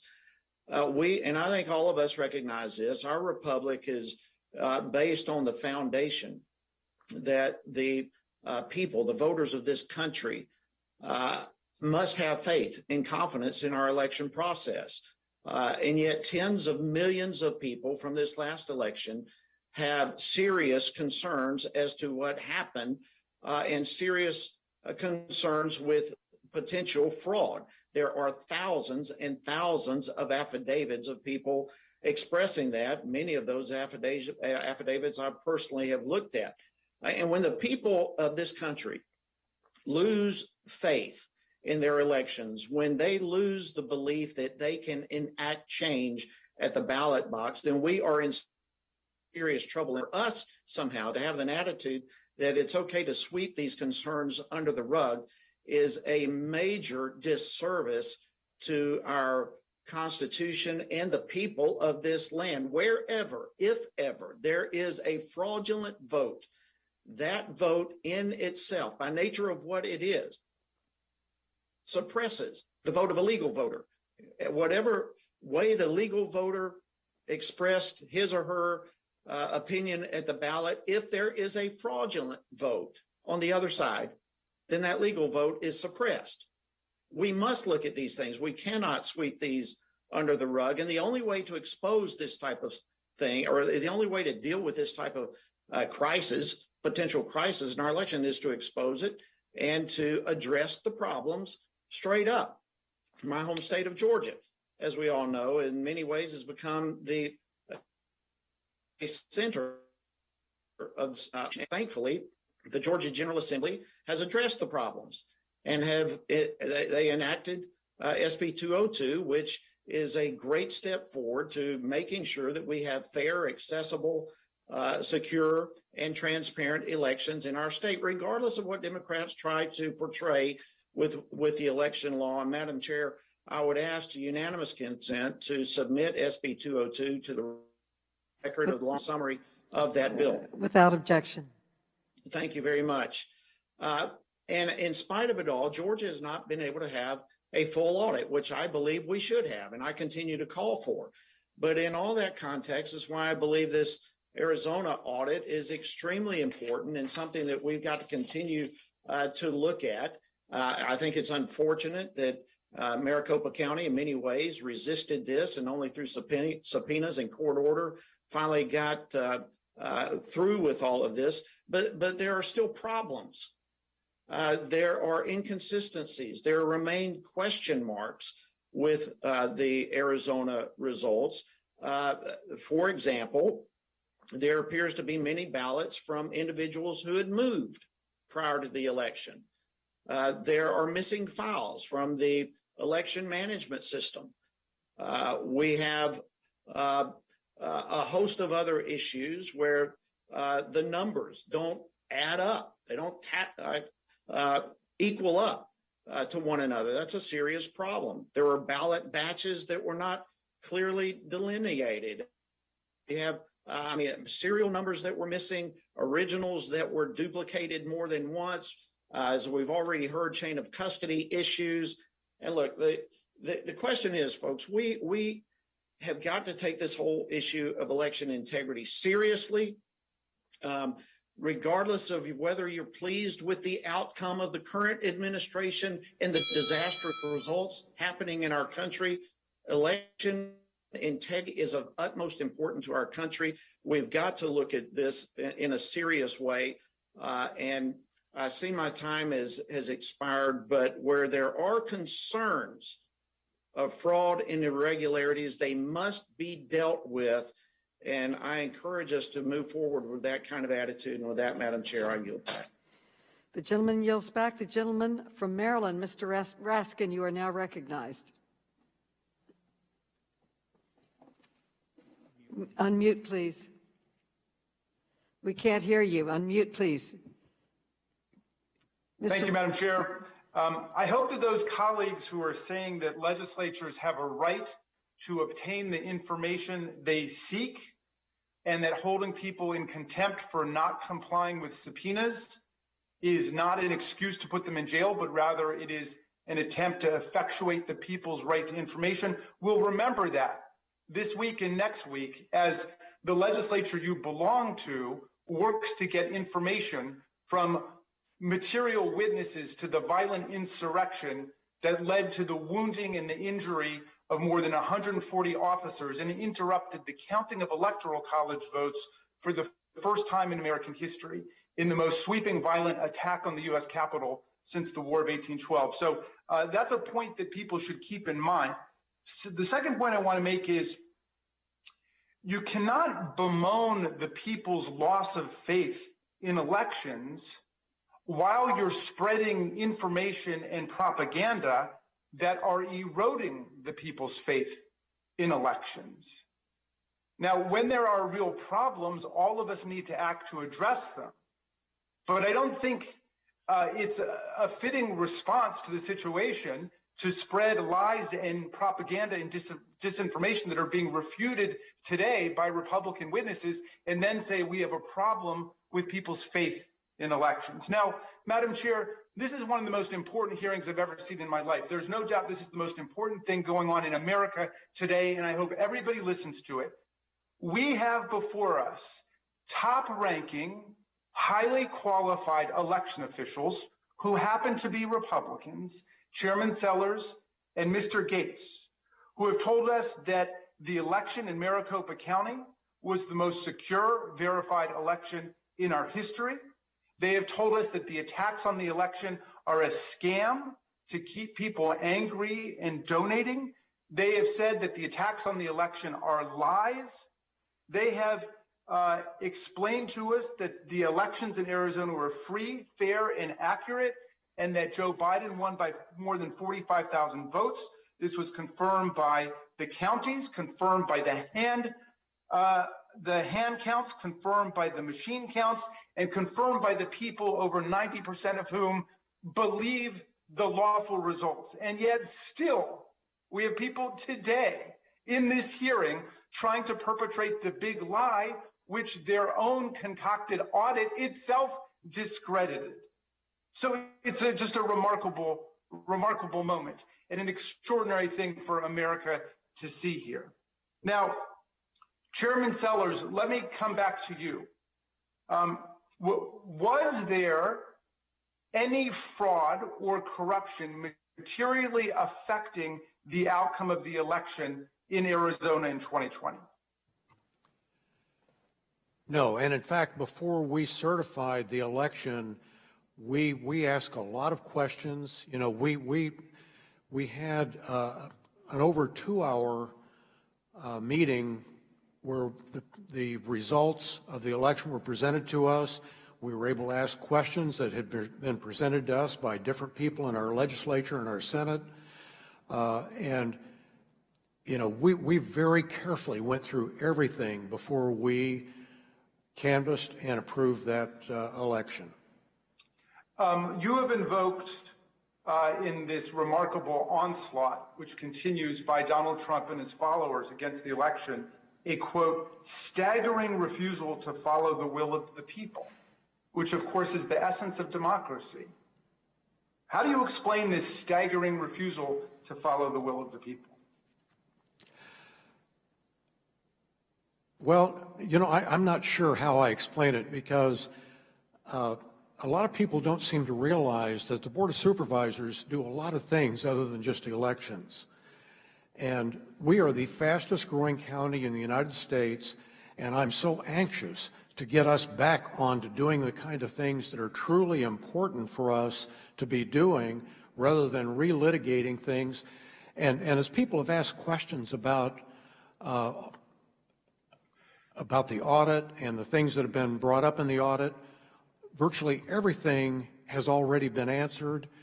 Our recorder is working on... At every level. And forgive me, I just want to ask you one last question before we go, because much has been made of the fact that you guys are Republicans. You've been lifelong Republicans, active Republicans, and all you're trying to stand up for is a free, fair, and accurate election against all of the lies and propaganda. But what if you were Democrats? You can only imagine what they'd be saying in that case. There are some people who just will not accept an accurate count in the election. And my question for you is, what does that mean for democracy if we have people who will question, even after all of these audits, even after all of this investment, the final result as determined by election officials? What does that mean for democracy? It's very troubling, because when you give people the facts and they still do not accept them, that's a problem. The gentleman's time has expired, and the gentleman is recognized for a point of order? No. Okay, all right. The gentleman from Ohio, Mr. Jordan, is now recognized for 5 minutes. Thank you, Madam Chair. The previous member just said bemoan the results and talked about the big lie. Well, how about the big lies? How about all the lies the Democrats have told us over the last couple of years? Democrats told us the protests in the summer of 2020 were peaceful. Democrats told us the dossier was real. Democrats told us Trump colluded with Russia. We had a $30 million investigation done by Bob Mueller that said that wasn't true. Democrats told us the Russian bounty story was true. Democrats told us COVID didn't start in a Chinese lab. Nope, didn't start there. It was a bat to a pangolin to a hippopotamus to Joe Rogan, and no. And then Democrats for 4 years told us the 2016 election was stolen. They could investigate that for 4 years. We're not allowed to question some concerns we have about the 2020 election for 4 minutes, but they could investigate that for 4 years. In fact, on January 6, 2017, Democrats objected to more states than Republicans objected to on January 6, 2021. Mr. Raskin himself objected to the state of Florida, to certifying the results from the state of Florida on January 6, 2017. But we're not allowed to ask questions. I mean, they objected to the state of Alabama. Alabama, a state that President Trump won by 30 points. They can object to Alabama, but we're not allowed to object to Pennsylvania, where in the run-up to that election, they changed their election law in unconstitutional fashion. We're not allowed to object to that, or do an audit in Arizona. Give me a break. Mr. Becker, the chairwoman, in her opening statement, the chairwoman criticized the fact that private funds were used to finance the Arizona audit. Do you share her criticism of that? I do, in the sense that it was untransparent. They resisted any kind of transparency to that endeavor. My organization. The fact that Facebook and Mark Zuckerberg gave over $400 million for the election itself? Yes, I was just getting to that. Actually, my organization received over $60 million from Mr. Zuckerberg and Ms. Chan to grant to any state that wanted to apply for it for purposes of conducting voter education for Facebook? How many million? Over $60 million that my organization re-granted to the states. And that's fine. Yeah, it was all done transparently. We've put out in March of this year, and I'm sure you've read it, Representative Jordan. We put out a report, a full transparent report listing all of the states that applied, 23 states, some of them very blue, like Connecticut, some of them very red, like South Carolina. The exact amounts that went to each state and what the money went for. I got a question here. It's okay for private funds to be used to run the election. It's not okay for private funds to be used to audit an election. Is that what you're saying? No, what I'm saying is transparency is paramount, and that transparency should be done under any circumstances. Ideally, private funds wouldn't be used for election administration. What would, Madam Chair, We'd like some transparency on how that $400 million was used to run the election and exactly what your organization did with the over 50 million I think you said you received. Mr. Bennett, there were three numbers that were pointed out in the audit that I just want to get your reaction to. Oh, first of all, is auditing a bad thing? Auditing an election, is that a bad thing? Absolutely not. In fact, it's already in state law that the counties do a limited audit. The Senate did a full forensic audit in this situation. Yeah, normally we think auditing is a good thing. It just keeps everything, it's accounting, it's an understanding of what actually took place. We normally view that. Why do Democrats hate audits? You'd have to ask a Democrat. I don't know why they hate audits. To me, we have an Auditor General office in the state of Arizona. Every state agency is audited every 3 or 4 years, some annually. Everyone seems to support that. I think audits of elections are warranted as well. Yeah, no kidding. I mean, they tried to audit the 2016 election. They're still trying to do it. They still haven't accepted the results from the 2016, but we're not allowed to ask questions and do a few audits on the 2020 election. I got three numbers I want to run by you that were in the actual audit, Arizona. 23,344 mail-in ballots from a different address. 9,044 more ballots returned by a voter than were sent to that voter, and 5,295 ballots with the same name and birth date from a different county than were sent to the voter. Can you tell me about those three numbers and what those findings, what they may, just tell me what your thoughts on those three numbers. Well, the first number was the 23,000. My recollection is that 15,000 of those 23,000 were voters who moved within Maricopa County just prior to the election. That does not make them ineligible to vote in the county, so there's probably nothing wrong with those 15,000. There was 6,000 of that 23 that was thought by the auditors to be folks that moved out of Arizona just prior to the election. And if so, probably shouldn't have been allowed to vote. But when they looked at the voter registration of those 6,000, it was divided equally, 2,000 Republicans, about 2,000 Democrats, and about 2,000 no party designation. So we don't know whether or not those, what the votes were on those ballots.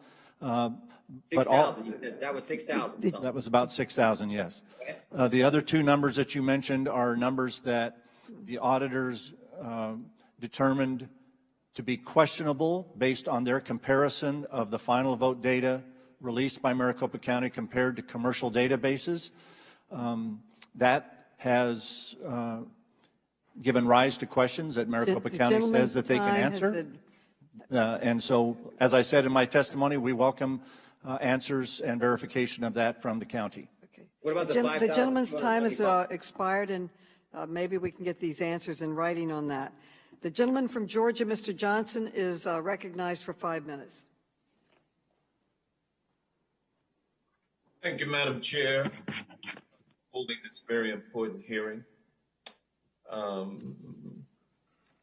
My friends on the other side of the aisle claim that our democracy is strengthened when close elections are subjected to forensic audit by outside entities. And I think that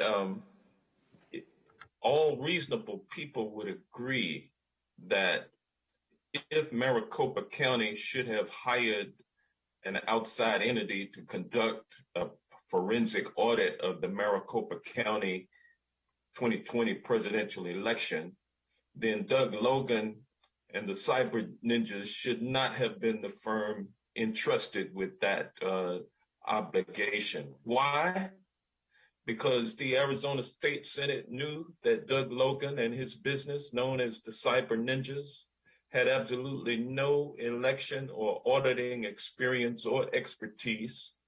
And they knew that Doug Logan was a well-known and notorious pro-Trump conspiracy extremist when they hired him to conduct the audit. Doug Logan and Cyber Ninjas were hired in a no-bid, sole source process, despite it being well known that Doug Logan was spreading false claims of election fraud on social media. The Arizona Senate also was well aware that Doug Logan was spreading QAnon theory, racist QAnon theory, and they knew that Doug Logan was intimately involved in promoting the Stop the Steal movement that was key to inciting the January 6th insurrection, which was a violent attack on the United States Congress in an attempt to overthrow the results of the presidential election that President Biden had won by the popular vote and also in an electoral college landslide. The fact that the Arizona Senate entrusted their so-called audit to a partisan political hack like Doug Logan is revealing as to the true purpose of the so-called audit.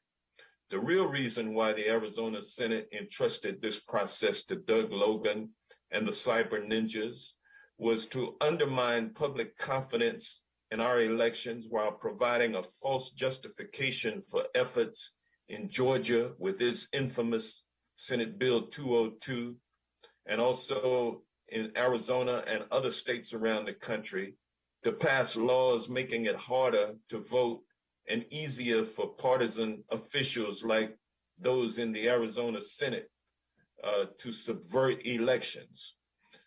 And it's now been revealed that Doug Logan and the cyber ninjas took $5 million, over $7 million they took from private organizations connected to Donald Trump to fund their so-called audit. America Project was one of those firms run by Patrick Byrne, the former chief executive of Overstock.com, who has sought to overturn the 2020 election based on unfounded conspiracy theories.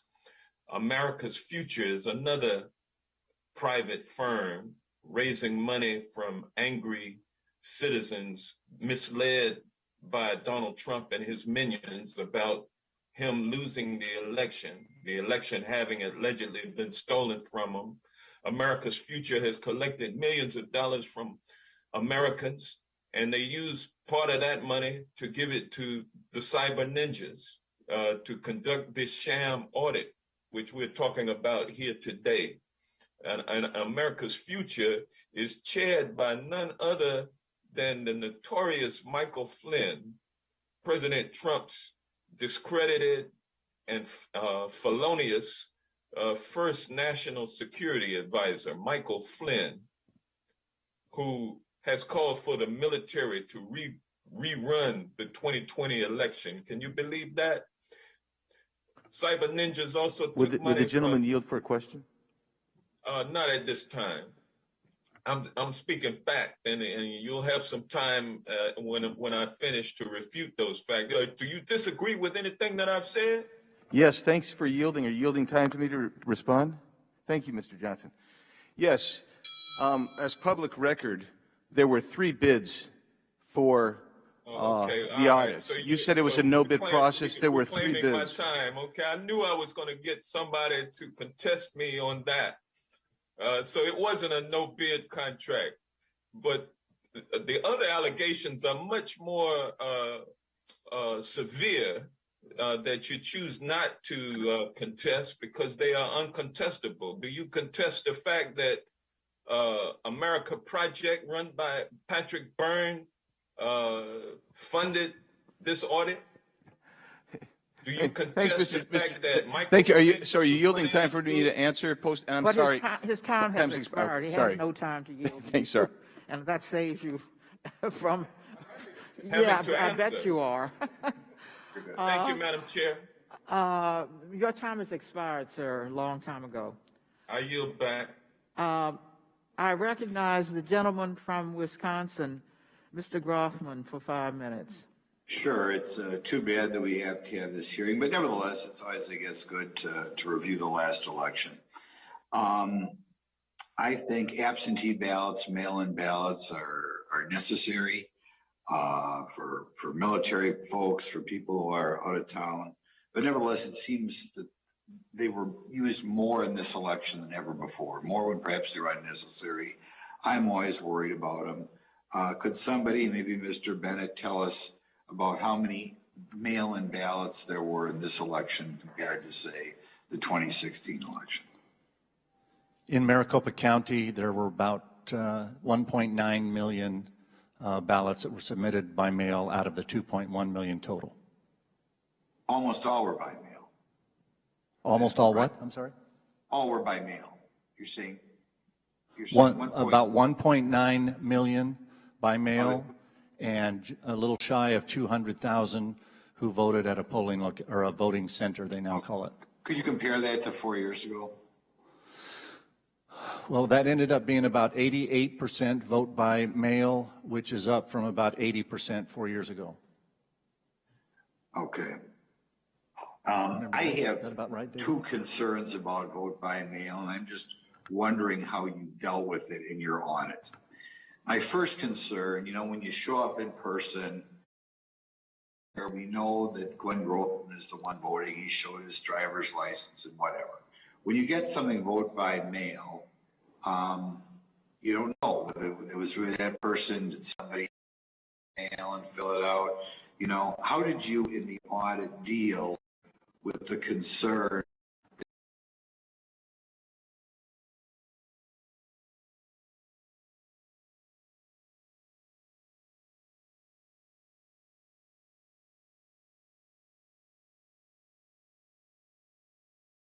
either voted in person or submitted by mail?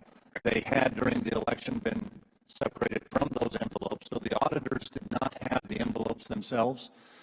There was a subcontractor, Dr. Shiva, who looked at the images of the envelope affidavit signatures, and that was part of his report as one of the 5 sub-reports for the audit. But the auditors did not have the physical envelopes. Okay. The question I'm trying to get here, if I have a ballot from Mary Smith at 123 Elm Street, and how do I know that it was really that Mary Smith even still lived there, or that Mary Smith was the one who filled that out? Did the audit do anything in that regard? The audit did very little in that, in the sense that we did not have the envelopes. The answer to your question is in Arizona, if the envelope is returned and the county election department can tell that it's a valid envelope that they had sent to a voter, there's a barcode where they can check and it pulls up the voter's information.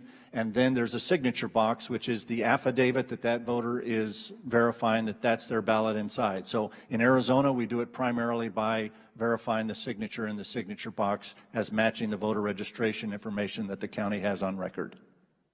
Okay. Next question I have, my other concern that I always wish we wouldn't have so many vote by mails is somebody else influencing that person, right? If I vote in person, there's nobody next to me, there's nobody checking the box for me, I make sure you're going to vote for President Trump here. Is there any way we can check if there was undue influence of that nature? Not to my knowledge, Congressman. Okay, you think that's a flaw in the system, flaw in having too many absentee ballots, and that we really will never know if, people were, if it was boyfriend or girlfriend said you have to fill it out this way, or coaching. We're never going to know that, right? It's hard to know that. In Arizona, most counties, all counties put a line underneath that signature box, which invites the voter, if they did receive assistance from someone to help them cast their ballot, a name can be entered there and a phone number for contact. Do you feel, or maybe I'll even ask Mr. Sellers here, because I think part of the purpose of this hearing is to see whether we should change the election laws in any way. Do you feel that those are, and there's nothing against you guys, how you administer, but do you feel that there is a flaw in absentee voting, in the sense that I'm not sure we can really ever know, who filled out that ballot, or if that person was being coached, and that those flaws do not happen when you have to vote in person? I believe, Congressman, that we can make some significant improvements for voter identification, purposes, a driver's license number or some other type of data that can be confirmed by the county to make sure that those vote by mail ballots were cast by the voters themselves. The gentleman's time has expired. Thank you. The gentleman from Vermont, Mr. Welch, is recognized for 5 minutes. I thank the chair.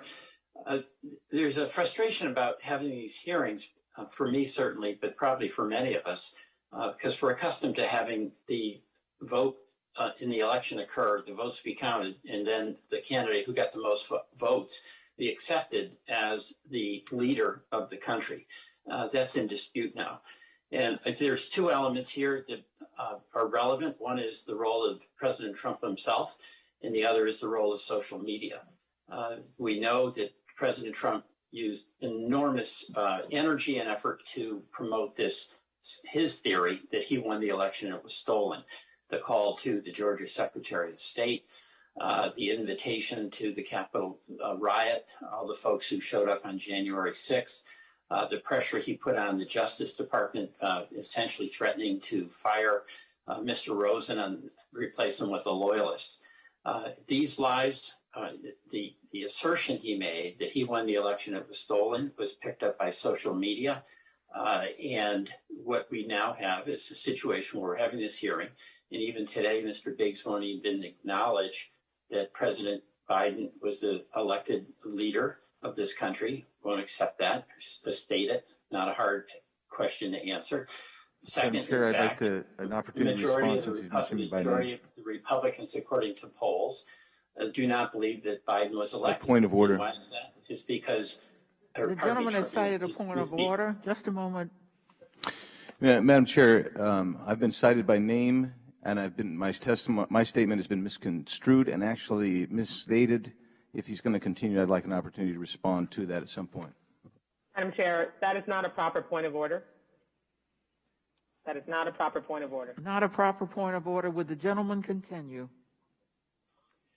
Thank you. So we have this situation where the president, who is trusted by the folks who voted for him, is telling them a lie that he in fact won the election. So it's not surprising the majority of Republicans and candidates for Congress on the Republican Party are asserting that the election was stolen. So I want to ask a few questions, both about the big lie and also about media. The July 15th Cyber Ninja CEO Doug Logan claimed there were 74,000 mail-in ballots that had been counted with no record of having been sent in. They were, in fact, as we know, in-person early ballots. Is that right, Mr. Sellers? I want to ask you about that. I'm sorry, could you repeat the question? The mail-in ballots were claimed by President Trump to have mysteriously appeared. What, in fact, was the reality of that? There is no reality of that. Every portion of the election process was very, very carefully monitored and controlled. Did that theory that was spread by President Trump on social media make it more difficult for you to do your job in just a straightforward way? Well, yes, but 88% of the people in Arizona voted by mail, and that became a very important part of the efficiency of our election during a pandemic. Thank you. And Mr. Ramachandran, can you explain why conspiracy theories and disinformation about the election, something that has now pervaded our society, are so dangerous for our democracy? Thank you so much for that question. Conspiracy theories and disinformation are dangerous for our democracy because they lay the groundwork for legitimizing future attempts to sabotage elections, to reject the will of the voters. And these sham partisan reviews, like the one we've been seeing in Arizona, contribute to that disinformation and those lies because insinuations are made, they're not backed up by proper evidence, and then they get picked up and amplified, as you've described, on social media. So for instance, I mentioned that Shiva Ayudurai, one of the people that was hired by the Arizona Senate to look at ballot envelope images in this review, he conflated the envelope images with actual ballots. And so he made a presentation to the Arizona Senate in which he falsely stated each of these voters submitted 2 ballots when he was describing these images that he was looking at in a data file. Promptly the same day, that statement was picked up by Arizona State Senator Wendy Rogers, in which she said that there were double votes or double duplicate votes, that sort of thing, on Twitter, and insinuated that there was fraud. So that's the relationship between these sham reviews and this disinformation campaign. So final question, in addition to having whoever is the candidates are accept the outcome of the election, is it time for us to have some rules that apply to social media with respect to the spreading of false information? That's to you, Ms. Bromwich. Thank you. Thank you for that question. In a report that the Brennan Center published a little bit earlier this year, describing attacks on election officials, we made a number of recommendations for the problem of disinformation on social media.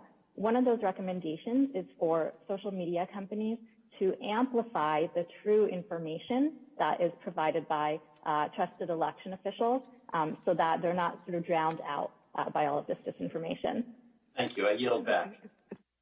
The gentleman's time has expired. He yields back. I now yield to the gentleman from Kentucky, Mr. Comer. Madam Chair. He's going to. President. Mr. Comer, you're now recognized.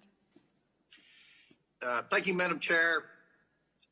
If there were no irregularities, as the Democrats on the committee have indicated today with the past election, I wonder if the Democrats on the committee would take back all the conspiracy theories that they spread about the U.S. Postal Service sabotaging absentee ballots, because that was a mainstay in this hearing, in this committee, for many months prior to the election. But then, poof, once the absentee ballots went overwhelmingly for Mr. Biden, it seems that, there's not a peep.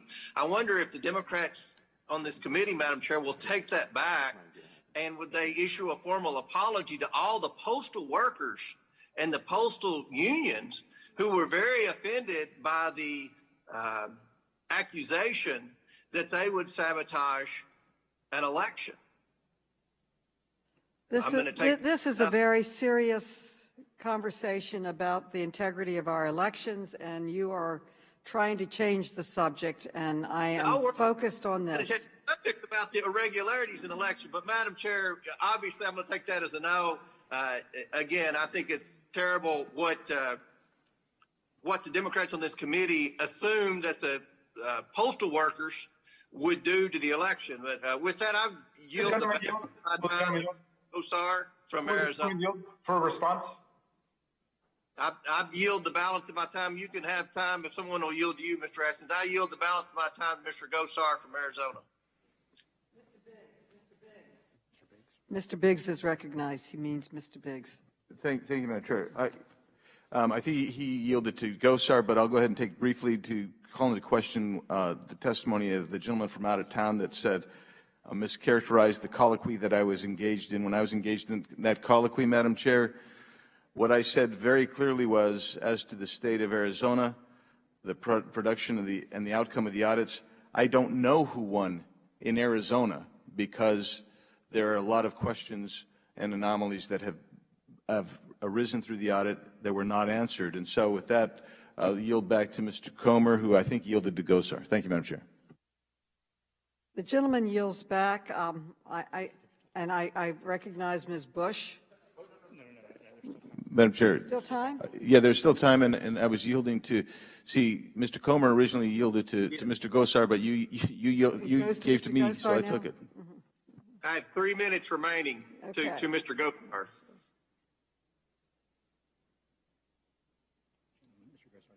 Mr. Gosar, Mr. Gosar, you recognize Mr. Gosar? Is he on?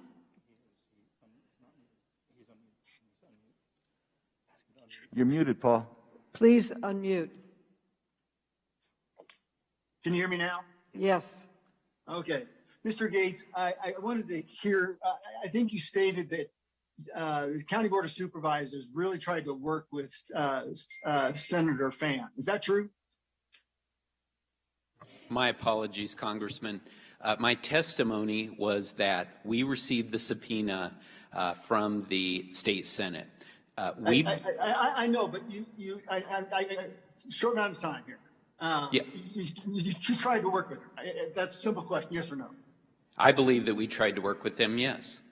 Okay, so Mr. Bennett, so in compliance with those subpoenas, it was said that everything was given to the audit team. Can you discuss the routers and the signature envelopes that to this day have not been given? In fact, they've instructed every single way to be able to validate and have more information to this audit team. Can you address that, Mr. Bennett? Yes, as to the routers, I was told personally by one of the staff in the county attorney's office that they would provide those routers when they delivered the ballots and the machines.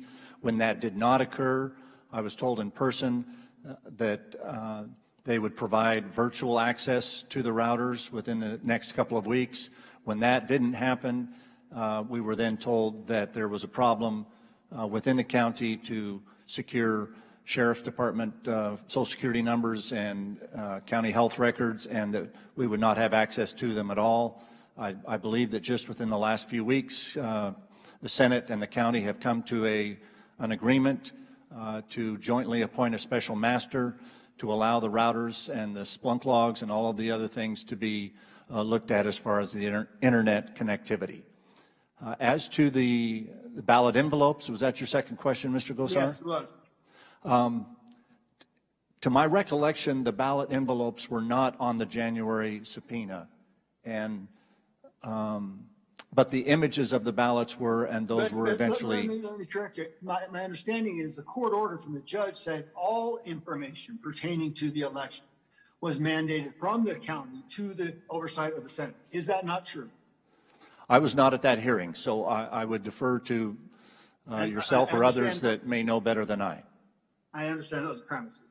You know, this wasn't a lose-lose situation, and it was a win-win situation because trust is a series of promises kept.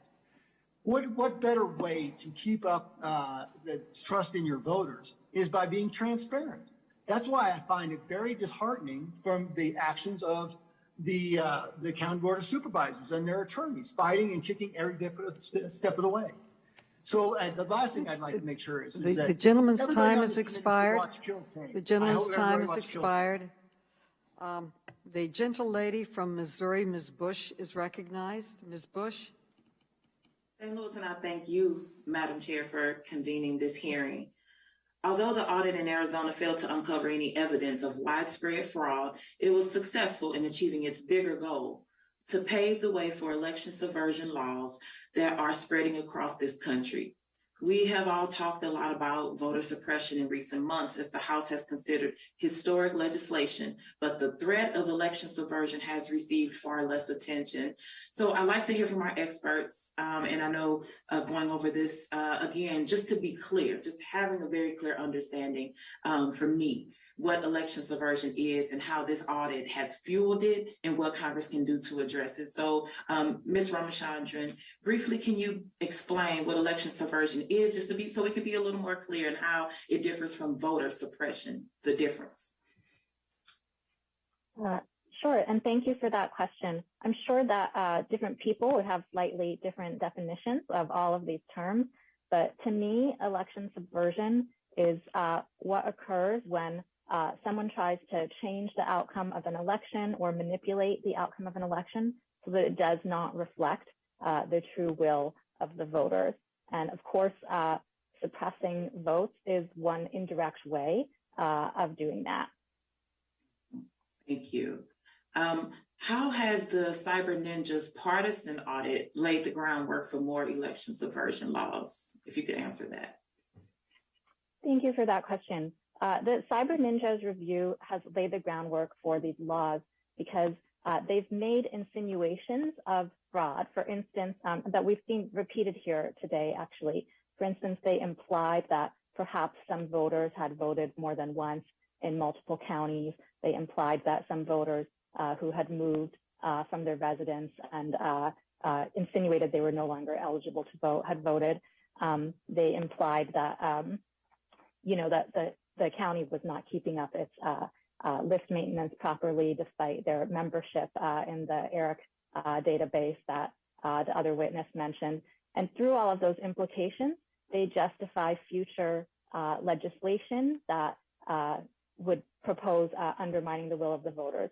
So it fortunately did not pass, but there was a bill proposed in Arizona that would have permitted the state legislature to simply pick electors for president that were not the ones that the voters voted for. That kind of outrageous bill is the sort of thing these insinuations unfortunately lead to. Yes, thank you for bringing that up. The Brennan Center has found that in this year alone, more than 200 bills containing election subversion provisions have been introduced in state legislatures across the country, and 24 of those bills have been enacted into law. How are these laws then used to subvert the legitimate election results? I know you kind of touched on it, but we know that they're extremely dangerous. So can you go a little bit further into that? Thank you so much for that question. I do have to apologize that it's a large effort to track all of these laws across the states, and I am certainly not the sort of primary lead on that effort at the Brennan Center, but I am familiar with my colleagues' work and the fact that there's a whole host of laws that make it harder to vote that have been popping up all over the country. Yes, and as you brought up, 2 months into the Cyber Ninjas partisan audit in Arizona, HB 2720 was introduced by State Representative Shauna Bullock on May 24th, 2021. So Ms. Ravichandran, could you please explain what impact this particular bill would have on voters in Arizona, particularly Black, Brown, and Indigenous voters? Thank you so much for that question. If that sort of legislation were ever to pass in Arizona, the impact would be severe because the voters would be at risk of having their choices not respected in the election for president. There would be a risk that the state legislature would attempt to choose a different slate of electors than the slate that received the most votes, merely because they did not like the outcome of the election. And obviously that would be, that means risking the disenfranchisement of millions of voters in Arizona if that were ever to come to fruition.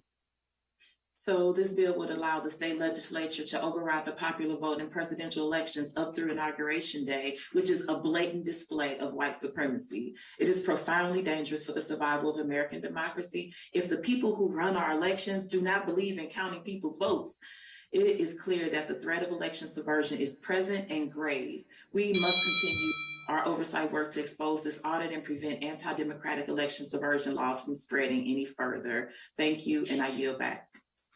The gentlelady yields back. The gentleman from Ohio, Mr. Gibbs, is recognized. Mr. Gibbs. Madam Chairwoman, I ask for unanimous consent for a letter that I sent to you and the committee from myself to be entered into the record. Without objection. Thank you. In this letter, I talk about the disappointment of the work of this committee and oversight reform has performed under your leadership. Congressional oversight is one of the most important responsibilities of the United States Congress, and we are responsible for investigating alleged instances of poor administration, arbitrary and capricious behavior, abuse, waste, and dishonesty and fraud.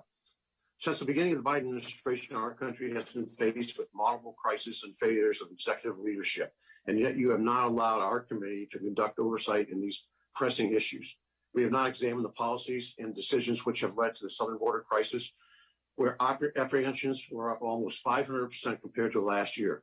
Recently, former Chief of the U.S. Border Patrol, Rodney Scott, wrote a letter to the Senate and House leadership stating multiple options have been given to the Biden administration by civil service staff within Customs and Border Patrol, Immigration, and Department of Homeland Security on border security, but every recommendation has been similarly rejected.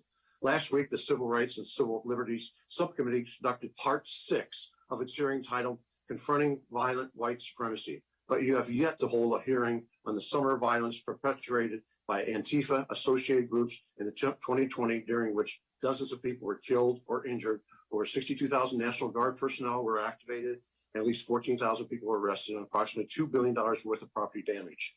Additionally, you continue to waste this committee's time examining state laws regarding abortion. A week after the House of Representatives passed the so-called Women's Health Protection Act, legislation to expand the right to kill a baby in the womb up until the day it is born, this committee does not have jurisdiction over state laws. The Supreme Court has the power to decide if state laws regarding abortion are constitutional and is already set to review the 15-week abortion ban law passed in Mississippi.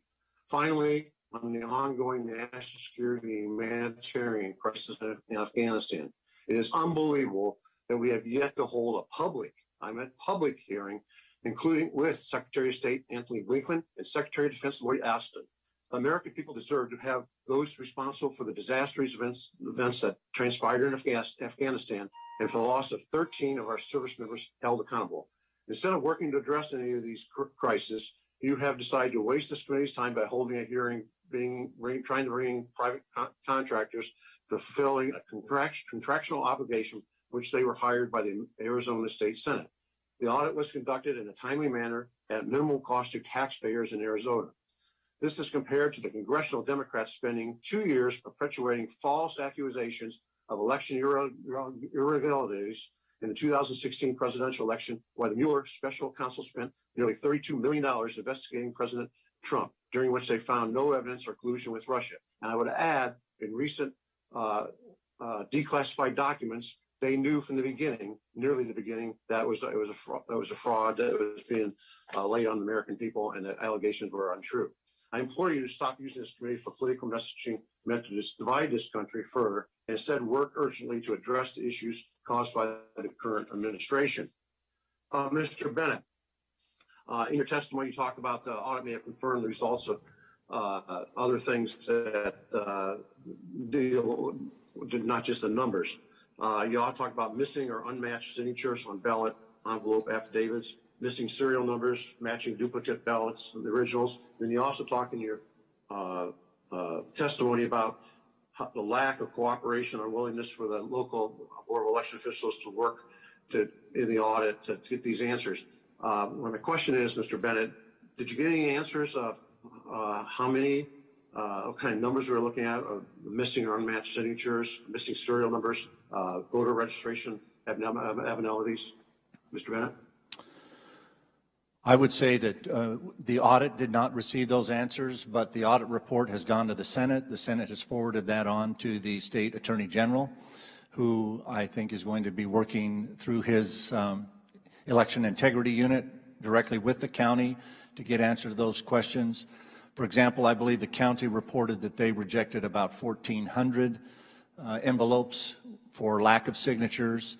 The subcontractor that worked for the audit thought that there could be as many as 3,500 to 4,000, either missing signatures or just scribbles. Those kinds of things will be worked out, I think, between the Attorney General's office and the county as to whether they have justification for the envelopes that they opened and processed or not. And I think too, asking for questions, especially in closely held elections, and have audits and review is a good thing, and actually helps the integrity going forward. I'm out of time. I yield back. Gentleman yields back. The gentle lady from Florida, Ms. Wasserman Schultz, is now recognized. Thank you, Madam Chair, and I want to thank all of our witnesses for appearing before the committee. Given the election experts here, in a moment I want to discuss the methodology that Cyber Ninjas used to come to the conclusions in its report. But first, Mr. Gates, how would you respond to Representative Gosar and Mr. Bennett's allegation that the county hasn't cooperated with the auditors? In particular, and why were you concerned about turning over routers to Cyber Ninjas?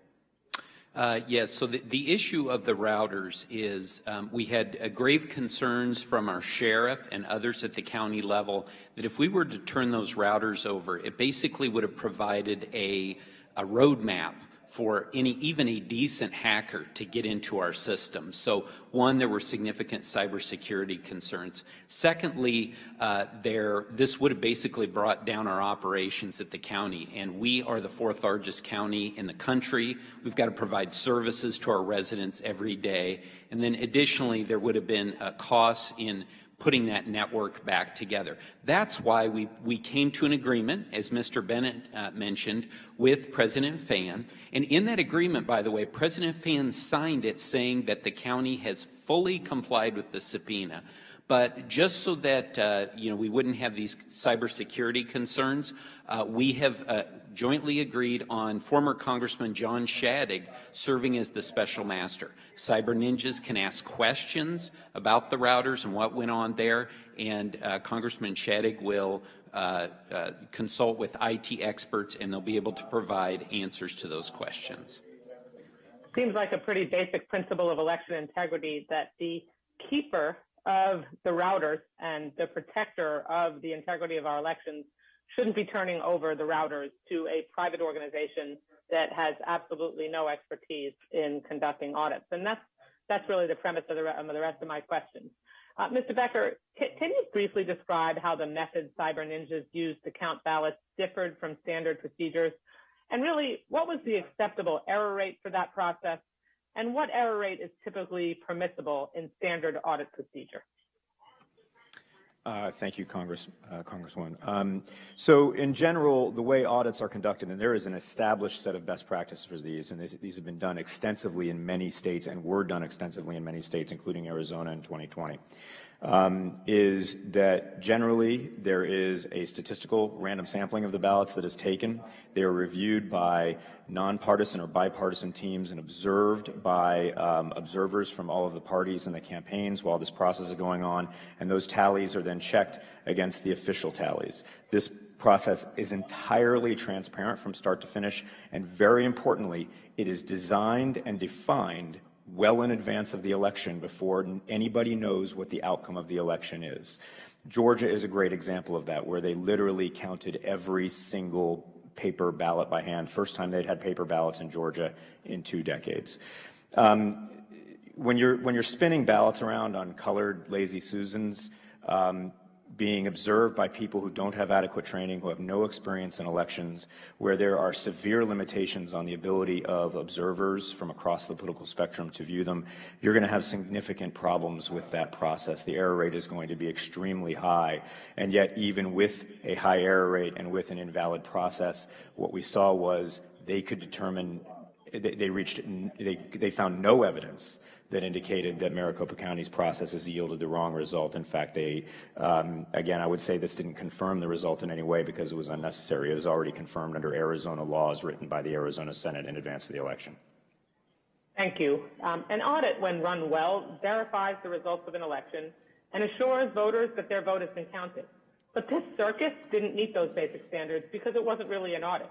It was a gaslighting exercise funded by dark money groups who want to promote the big lie and undermine confidence in our elections.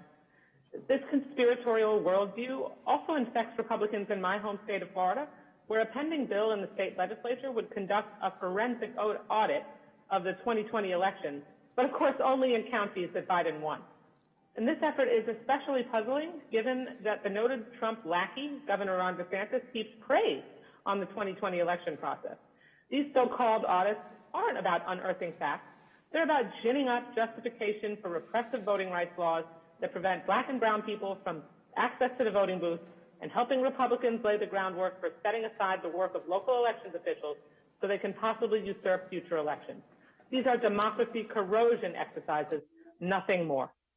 So thank you very much for your testimony, and I hope the committee remains continued, and I trust that we will continue to election integrity, not promoting the big lie as our colleagues have been doing since the end of the election. I yield back the balance of my time. The lady yields back. The gentleman from Louisiana, Mr. Higgins, is recognized for 5 minutes. Mr. Higgins. Thank you, Madam Chair. How dare we? How dare we? How dare the sovereign states and free Americans challenge the oppressive, omniscient authority of the all-powerful national democratic machine? How dare we exercise our legal and constitutional rights to question irregularities of an incredibly significant election? We have thousands of affidavits signed by American citizens regarding very suspicious election irregularities on the days and weeks leading up to the 2020 election, and specific shocking observations of electoral sabotage on election day itself. When my colleagues summarily dismiss the sworn affidavits of American citizens as liars and conspiracy theorists, yet an illegal alien crossing our border with a scripted plea for asylum taped to his head, he's seen as a paragon of virtue. The 2020 presidential election was indeed compromised. We don't know how much because investigations take time. Yet as of January the 20th, 2021, Joe Biden was indeed our inaugurated president. But listen good. On January the 20th, 2025, we're going to fix that. And Democrats will have an opportunity to deal with the re-elected and newly inaugurated President Donald J. Trump again. And I have no doubt that my Democratic colleagues across the aisle will object. Madam Chair, I yield the remainder of my time to my friend, colleague, and gentleman from Arizona, Mr. Biggs. Thank the gentleman for yielding. I'm straining at a gnat. I know this is going to go back, Mr. Gates. I'm just going to tell you that Bob Christie of the AP, and you know who Bob is, and I know who Bob is for Arizona, on February 5th, said that the County Board of Supervisors asked a court Friday to quash a state Senate subpoena. Well, you and I can continue that conversation offline, but we've got so much more to go to. I'm straining at a gnat, but that just, I don't know, it's just bugging me, okay? I just want to make sure we get that out somewhere. So, Mr. Bennett, what's the standard error rate on audits run by Maricopa County? Well, in Arizona state law, when you do a hand count, it's a very limited hand count. And that's the audit that we're talking about here, that they claim that they did. Yes. For example, in this election, the total number of ballots processed by Maricopa County ended up being processed in 10,341 batches, most of them at 200 per batch. As the first mail-in returns were coming in before election and before being counted, 52 batches were set aside as potential batches to hand count verify. 26 of those 52 were randomly selected through a process that's stipulated in state law. And it was those 26 batches, totaling about 5,000 mail-in ballots, that were hand counted and compared with the tally by the election machines that Maricopa had run. And in this election, their hand count audit, as it's called in Arizona, matched exactly. They said there was no difference between the machine count of those 5,000 ballots and the hand count done by bipartisan teams. But that's 26 batches of ballots out of 10,341. It's very front-loaded, and it's not a random sample of all 10,341 batches. It's just, and I guess that's part of the essence of this. It's not even a random sample. Correct. Yeah, and so that changes the nature of what you're looking at. You're looking at, with a full forensic audit, you're trying to get everything you can. Mm-hmm. Yes. So, and what I'm trying to understand is if I understand right, there were chain of custody issues and other statutory violations that you mentioned in your opening statement. I'm trying to understand if my colleagues, not my colleagues, but my friends over here from Arizona are saying they're okay with those laws, those statutory violations. And I'll just, Chairman Sellers, you got your mask off, so I guess you're ready to go. So I'll ask you, are you okay with those statutory violations? I frankly don't believe there were any statutory violations. So you don't think the chain of custody, you don't think that was a violation at all? We were very, very careful with our chain of custody. I can't speak for what happened after it left our chain of custody because the Arizona Senate signed off accepting responsibility once we delivered the ballots. But the testimony today is that you had chain of custody problems that were inherent in what you delivered. You didn't see that? I disagree with that. Okay. The gentleman's time has expired. The gentleman from Maryland, Mr. Sarbanes, is recognized for 5 minutes. Thank you, Madam Chair, for doing this very important hearing. There's two things that should make us really nervous about this phishing expedition, this sham audit that was conducted by Cyber Ninjas. One is that Cyber Ninjas doesn't really have the qualifications to conduct this kind of an audit in an authentic fashion. And so that's obviously a source of real concern. The other is how this thing was funded. And I know a couple of my colleagues have already referred to it, but I'd like to go into that a little bit more. We know the Arizona Senate only agreed to pay Cyber Ninjas, I think, $150,000 for the audit, which was far short of what was ultimately needed to conduct this thing. Instead, what happened was the Republican Party in Arizona went out to raise funds from dark money groups, these 501c4 groups with ties to President Trump and ties to the big lie narrative. And they raised $6.7 million from those groups, which was 98% of the cost of the audit overall. Ms. Ramachandran, does the public have visibility into the donors who contributed to these 501c4 groups? Thank you so much for that question. No, there's been minimal transparency into the donors. There's been a small amount of disclosure from Mr. Logan about some of the top groups, the top C4s that you mentioned. But as far as who in turn has donated to those groups, I'm not aware of any publicity on that front. And are legitimate election audits usually funded by dark money groups? Why or why not? Thank you. Legitimate election audits are usually performed by election officials with members of the political parties present, observing, and with meetings open to the public. They're not very costly. They are generally funded from within the budget for the elections office, and it would be ideal for them to continue to be funded in that way. I know that in the Freedom to Vote Act, Congress has called for risk limiting audits and has also called for appropriations to help support election officials in moving towards those audits.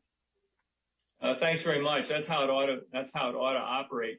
You know, if you look at some of these groups that funded the audit, this sham audit, you've got a nonprofit chaired by former National Security Advisor for Donald Trump, Michael Flynn. That was $1 million coming in from that group. Former Trump lawyer Sidney Powell's group provided over $500,000 to support this inquiry that was conducted. Patrick Byrne, we heard this before from my colleague, Congressman Hank Johnson, prominent businessman, supporter of former President Trump, heads a group that contributed over $3.4 million to this audit. All three of these individuals, the ones I just mentioned, by the way, last December, Ms. Powell, Mr. Flynn, Mr. Byrne, took part in an Oval Office meeting where they reportedly encouraged President Trump to take steps to overturn the election, including by seizing Dominion voting machines.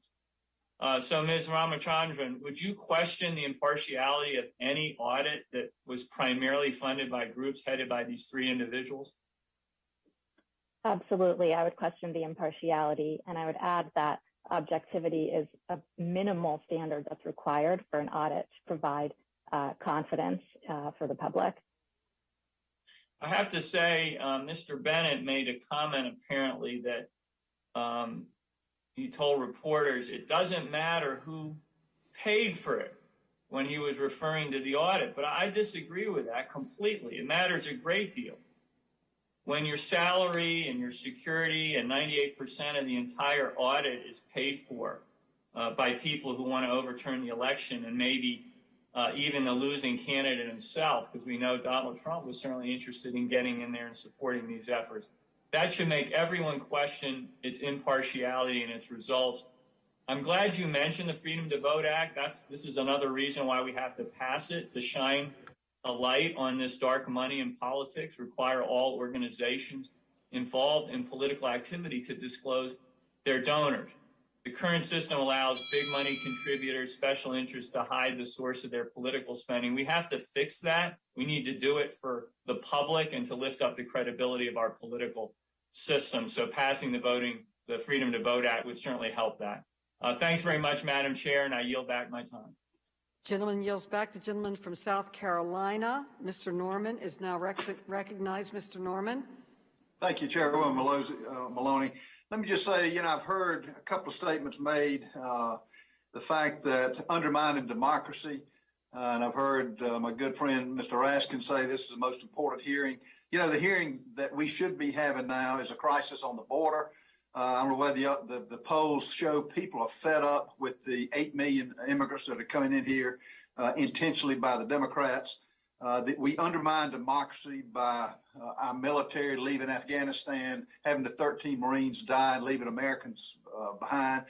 We undermine democracy by tending to stack the Supreme Court, and it goes on and on. So I wish we would have that. And the one good thing about this hearing that's crystal clear, Democrats do not want voter ID.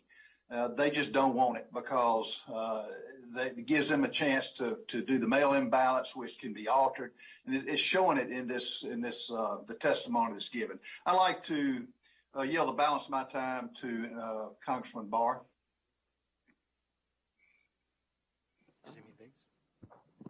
Andy? Yeah. You mean Biggs, right? Not Andy Barr. Biggs. I'm sorry. I'm sorry. Boy, that hurts, but it hurts Mr. Barr far worse than it hurts me. I'm sorry about that, Mr. Barr. Thank you, Mr. Norm. Appreciate that very much. So I'm going to direct a few of these questions. I'm going to ask the Arizona folks here these questions. So I'll start with Mr. Bennett, and then we'll try to work on down so everybody can get there. Is it standard practice to delete files off a server after an election, Mr. Bennett? I hope not. So, Mr. Gates, will you agree with that? I would say that it is appropriate to maintain files, and that's exactly what we did. We deleted the deleted files that have been discussed. They were archived. So you admit that you guys did delete, Maricopa County did delete files off the server after the election? That are archived. Yeah, and so when you released these servers and this information to the auditors to begin with, they didn't have access to those archived files at first. Is that fair to say? They did not subpoena those. That's correct. Okay, so you didn't feel obligated to turn that over then to them? We responded to the subpoena. Okay. Mr. Bennett, your response to that? I find it, frankly, laughable to suggest that a county, in response to a subpoena, could say we will delete files from the hard drives and materials that we give to the auditors because we have those files archived on data that we did not give to the auditors when the subpoena said turn over all the records related to the election. Yeah, see, that's the way I read the subpoena. It was more broadly than the county read it, for sure. So, so your Twitter account mentions that the purging of the 2020 election database in the beginning of February is a standard practice. Can you please confirm for me that that's what you do for all elections? After all elections, that you do that? I cannot confirm that for you today, but we can certainly get you that answer, Congressman. Thank you, Mr. Chairman. Can you confirm that today or not? I really can't confirm that either today. I just know that because there is limited space on these servers, when you have to run another election, then you have to make room for the additional election data. So was there additional? Was there still? Well, let me just rephrase this. If that is the standard practice, which is kind of, I don't think you guys are saying that you know for sure, but the chairman just intimated that that's the case. Can you explain to me why data was still present for prior elections on the databases in and of itself? Yeah, I don't have an answer to that question, but we'll certainly get you an answer for it, Congressman. Okay. All right. I would appreciate if you would give me that information. And I do think that it's important that our recorder has suggested that he will be answering every question in a timely fashion. That's the same recorder that campaigned that Adrian Fontes was incompetent and called him a criminal. And he was the guy that was running the 2020 election, and you actually hired someone to oversee Mr. Fontes because you guys didn't trust Mr. Fontes as well. Is that the same guy? Is that the same Stephen Richard? Yeah, I wouldn't put it that way exactly. But what we did was we did have statutory and boards, as you know, Congressman, boards of supervisors have responsibility for election day operations, and we took that back so that we would have 4 Republicans and 2 Democrats overseeing the 2020 election. We thought that was important. I'll yield back. Thanks. The gentleman from California, Mr. Rokana, is now recognized. Rokana. Thank you, Madam Chair. Mr. Bennett, you testified that the most significant finding of the audit is that the hand count of the physical ballots very closely matches the county's official results in the president and U.S. Senate races. That finding is frustrating to many who expected the audit to prove a different election result. I appreciate your honesty in that, so I just wanted to get a few things straight under oath. And please be brief since my time is limited. Mr. Bennett, given your statement, did Cyber Ninja's hand count show that Joe Biden won more votes than Donald Trump in Maricopa County? Yes. If I heard your question correctly, did the audit show that Mr. Biden got more votes in Maricopa County than Yes. Mr. Trump? Yes, Did the audit shows that. Do you have any reason to believe today that Joe Biden did not win the state of Arizona? Not other than the, question ballots, question envelopes. I mean, do you think he's the legitimately elected president? Yes. So when President Trump says, we won the Arizona forensic audit yesterday at a level that you wouldn't believe, instead of President Biden, he didn't win Arizona, he lost in Arizona based on the forensic audit. That is false, correct? I mean, I'm not asking you to pick a fight with the former president. I just want to make sure that people understand what the record is. That is not a true statement, correct? I would not characterize it that way. I was asked by the Senate to be the liaison to the Maricopa audit. The Maricopa audit found that the results were very similar to what Maricopa County canvassed in the official results. So it is anyone, including the former president, who is saying that the audit somehow suggests that Donald Trump won the Arizona election, that would be a wrong and false interpretation of the audit, correct? I would say that he's probably making that statement based on his opinion of other things in the audit. I can't begin. But it's not your characterization of the audit. Correct. I mean, I don't think we have to have a postmodern version of truth. There is truth and falsehood, and I don't think everyone just gets to make their own interpretation. Let me ask you this. Is it true that Cyber Ninjas found no bamboo fibers or watermarks placed by the Trump campaign on paper ballots, or suspicious folds that show that ballots were fake, or evidence for any of the conspiracy theories about changing the ballots that have been circulating online? Did they do what about bamboo fibers, Congressman? That they found no bamboo fibers or watermarks. This is one of the conspiracy theories. To my knowledge, I never witnessed any evidence that they were specifically looking for bamboo fibers. I appreciate that. And the report said that there was no evidence that the paper ballots had been tampered with, correct?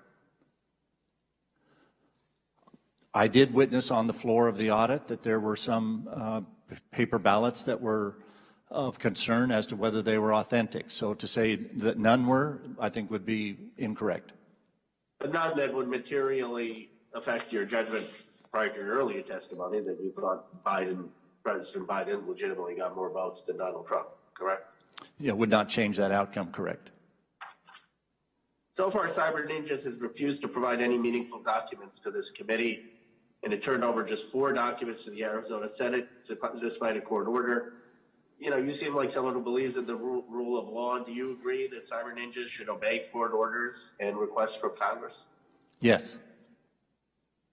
Let me ask you this, Mr. Bennett, because, you know, we come from different parties, different views, but you seem like you're trying to do a decent job in terms of the elections. And it's all we have in our democracy. And you have people really concerned about whether the democratic system is going to continue in the robust way that we've had for 200 years. Let me ask you just 2 final questions, and you can answer them both. One, do you think that there would ever be grounds for a state legislature to overturn votes if a candidate for president wins the popular vote in that state, or do you think that's going down a very dangerous road? And 2, do you think it's healthy? Put aside being a Republican or whether you voted for Trump or Biden.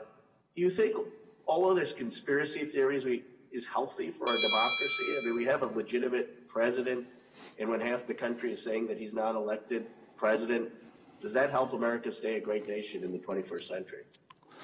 Let me answer your second question first, Congressman. I do not consider it healthy for the number of references that have occurred, even in this hearing alone, that this was a hyper-partisan audit. The first thing that I did after being asked by the state Senate to be the liaison was to call the state Democrat chairman and ask that a co-liaison be assigned who is a Democrat.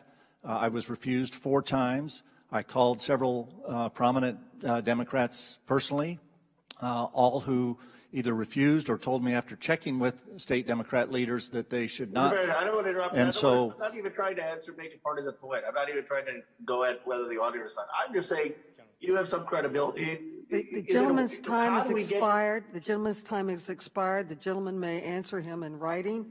The gentleman from Texas, Mr. Sessions, is recognized for 5 minutes. Mr. Sessions. Madam Chairman, thank you very much. Mr. Gates, I'm interested in going back to some conversation of several members back.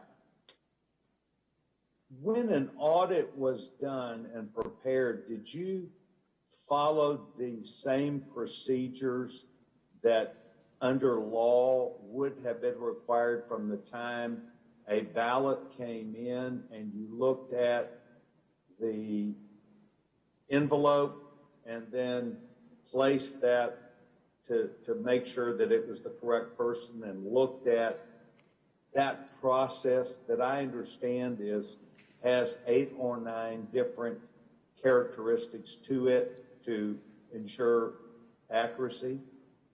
So which audit were you talking about, Congressman? Okay, so let me go back.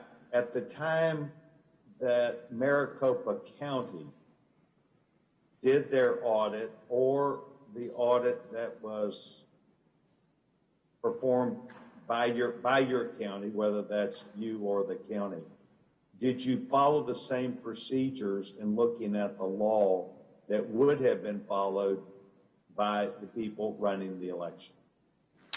Well, I want to make sure that everyone understands the audits that we did. So we ran 2 audits. We authorized 2 audits that were run by certified voting technology companies. Now, you know, as Mr. Bennett referenced, at that point, you don't get to have any examination of the envelopes because the ballots have already come out. And in fact, the audits that we did were more focused on the machines themselves, on whether there was malware attached to the machines, whether there had been hacking, whether the machines had been connected to the internet, because there's been a lot of questions about that. So I want to be clear that the nature of the audit, the 2 audits that we authorized, didn't involve the full process because, frankly, you're unable to do that because when the ballot comes out of the envelope, it's separated. Does that answer your question? Well, it's your answer. I think you're trying to help me. What I'm suggesting to you is there a process that is normally followed by the elections administrators or workers at the time they receive a mail-in ballot? Is there a process? Yes, no, there absolutely is a process. I apologize. So there's been some discussion about voter ID as it relates to mail-in ballots, and that's something as an elected official I've been concerned about over the years, and we currently have signatures verification, and that's what happens when the ballot comes in. It does have, when the mail-in ballot comes in, it has a signature on it, and then the signature. Okay, so you and I are working really well together. Was that process followed in the audit that you did? So again, I want to be clear, I'm not trying to be obtuse, but that particular portion, the signature verification, was not part of our audit because the ballot had come out, it's separated from the envelope itself. Okay, and I want to come back to that. I've got a question. Was there at any point in early voting an indication that was given by election officials that there would be no verification or audit process like what was given in Georgia that was given by elections officials to say to people, all the ballots will be counted? I'm not aware of any indication given from Maricopa County that we would not do the normal signature verification on mail-in ballots and voter ID check for Election Day voters. So you believe then that there was no information given, public information, that would have swayed anyone to think that the full, what are there, 8 or 9 different verification steps by a mail-in ballot person who's processing that? They check a number of things. Correct. Yes. I'm not aware of. Go ahead. Okay. Well, no, you answered the question. Okay. I've got 10 seconds left. Mr. Becker, there was a reference a minute ago to internet. Is there any state that allows an internet process to be utilized, or said another way, would it be against the law in Arizona for the internet to have been used? So I have no information at all that Arizona, which has been using the same very verified paper processes for years with extensive mail balloting, as Secretary Bennett pointed out, that there was anything connected to the internet. The most extensive use of even a small number of ballots that may have been transmitted over the internet that I know of is in West Virginia, where they have been using a pilot program there to allow for primarily military and overseas voters to transmit their ballots over the internet. So during the process of the early voting and day of election, in your opinion, use of the internet, by and large, except for West Virginia, would not have been allowed by law? So I'm not as much of an expert on Arizona law as the gentleman that I'm sitting up here with, but what I tell you is I know Arizona election procedures extensively. I've not seen any evidence that that did exist or could exist. The gentleman's time has expired. Thank you, Chairwoman. The gentlelady from Michigan, Ms. Tlaib, is recognized. Thank you so much, Chairwoman. Thank you so much to all of you being here. I think this is so incredibly important.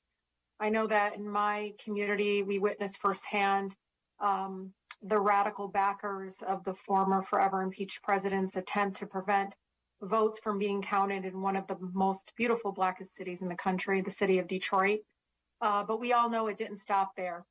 Ever since Donald Trump was voted out of office by an overwhelmingly majority of voters in our country, he and his allies, led on the ground by Arizona State Senate President Karen Fann, have sought to turn Arizona into the poster child for their efforts to push false election fraud claims that failed elsewhere.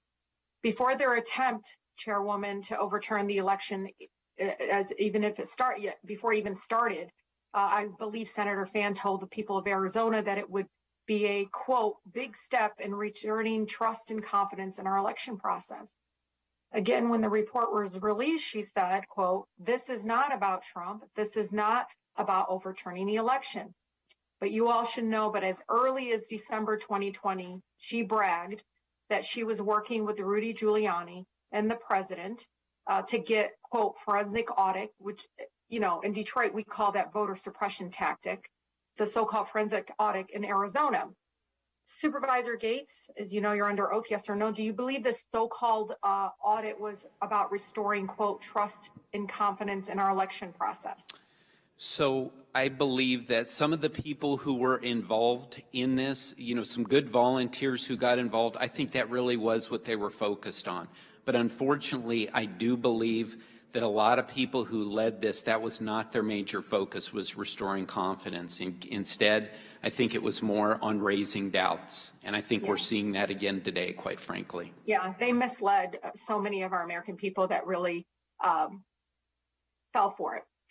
You know, Chairman Sellers, was it your impression that Senator Fan was willing to work with you to conduct a fair and impartial so-called audit of the votes in Maricopa County to help restore trust in the elections process, yes or no?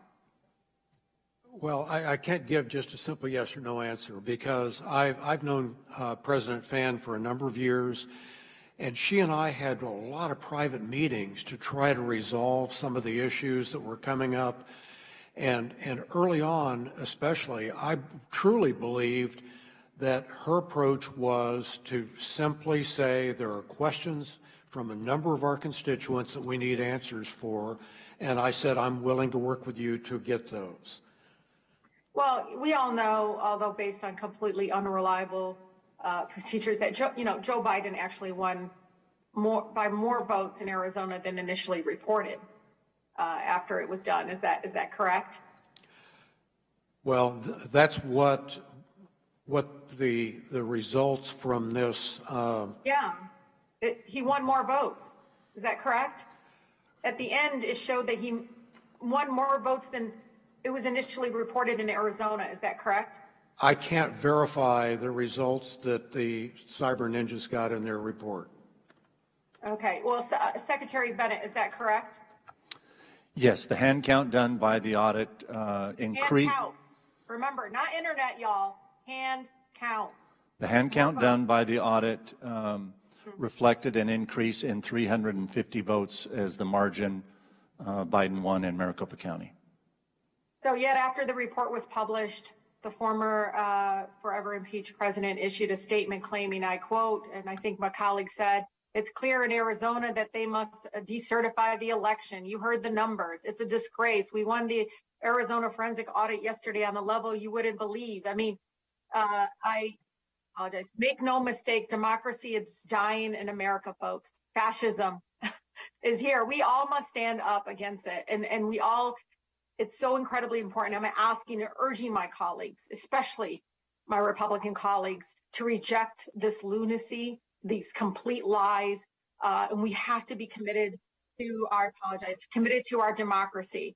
I'll end with two questions very quickly, Mr. Becker. First, do partisan attempts to overturn the will of the people like the one in Arizona and the efforts being planned in other states restore faith and confidence in America's elections? No, we're seeing them having disastrous consequences, and it appears, absolutely. yeah.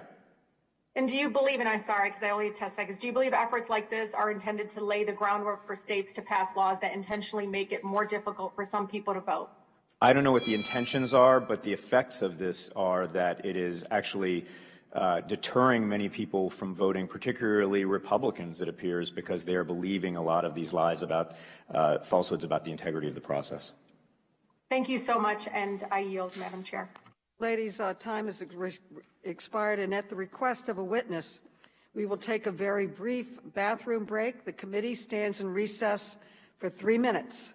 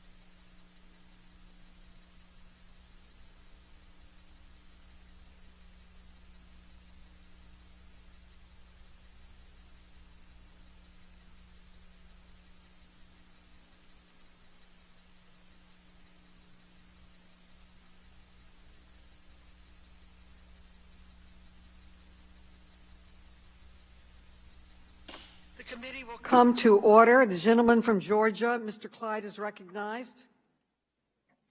Thank you, Madam Chair. It's no secret that this country faces an uphill battle in restoring trust and integrity in our elections. Now, Democrats claimed Republicans did not win races fairly in 2000 and again in 2004. And since 2016, we listened to the left repeat the big lie that Russia stole the election. That lie has been repeated now for almost 5 years.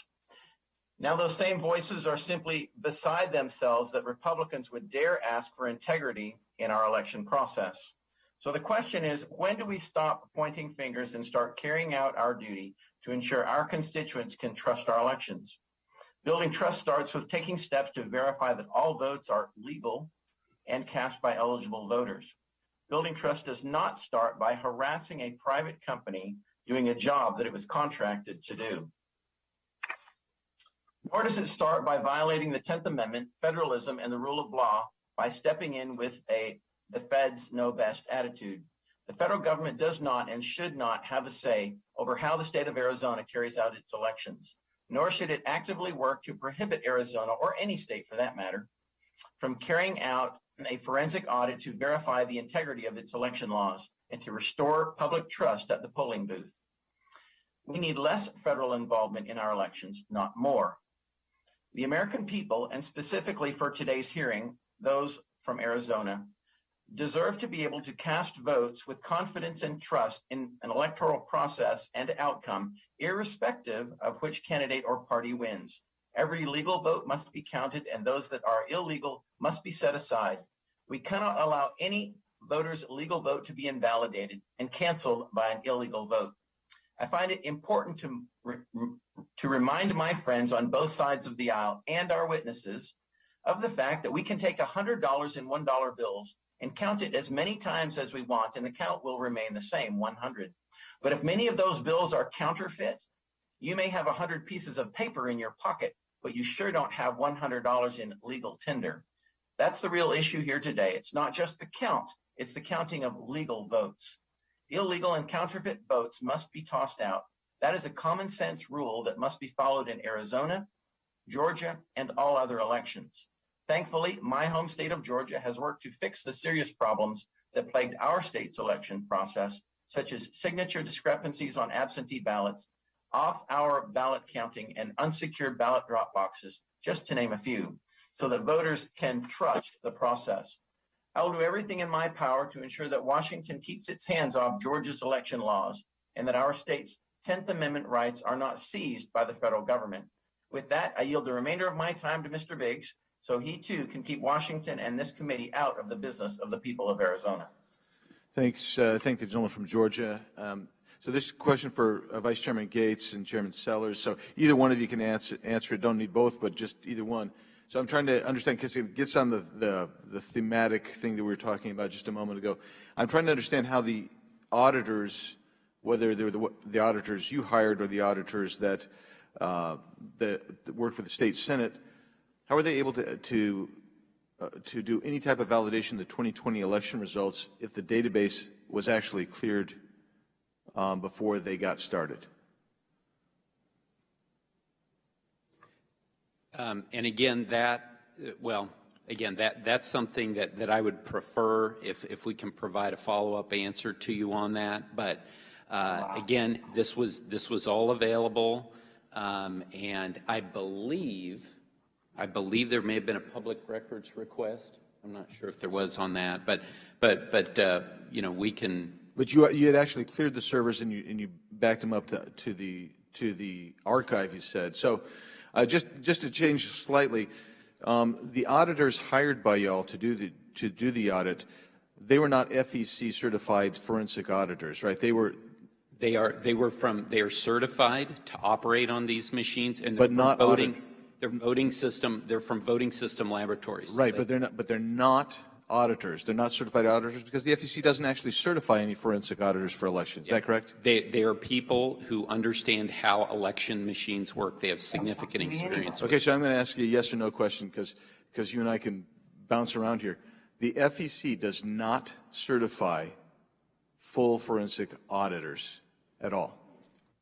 I I believe that's, it's that the EAC that certifies them. They don't certify, EAC doesn't certify full forensic auditors. Now, that term, that full forensic auditor, I'm not familiar. I don't think I've ever. They don't do forensic auditors. They don't certify. What they certify deals with the machines themselves and tabulators and whether they can operate on those machines, right? And whether they've been Gentleman's time tampered has with and connected expired. to the internet.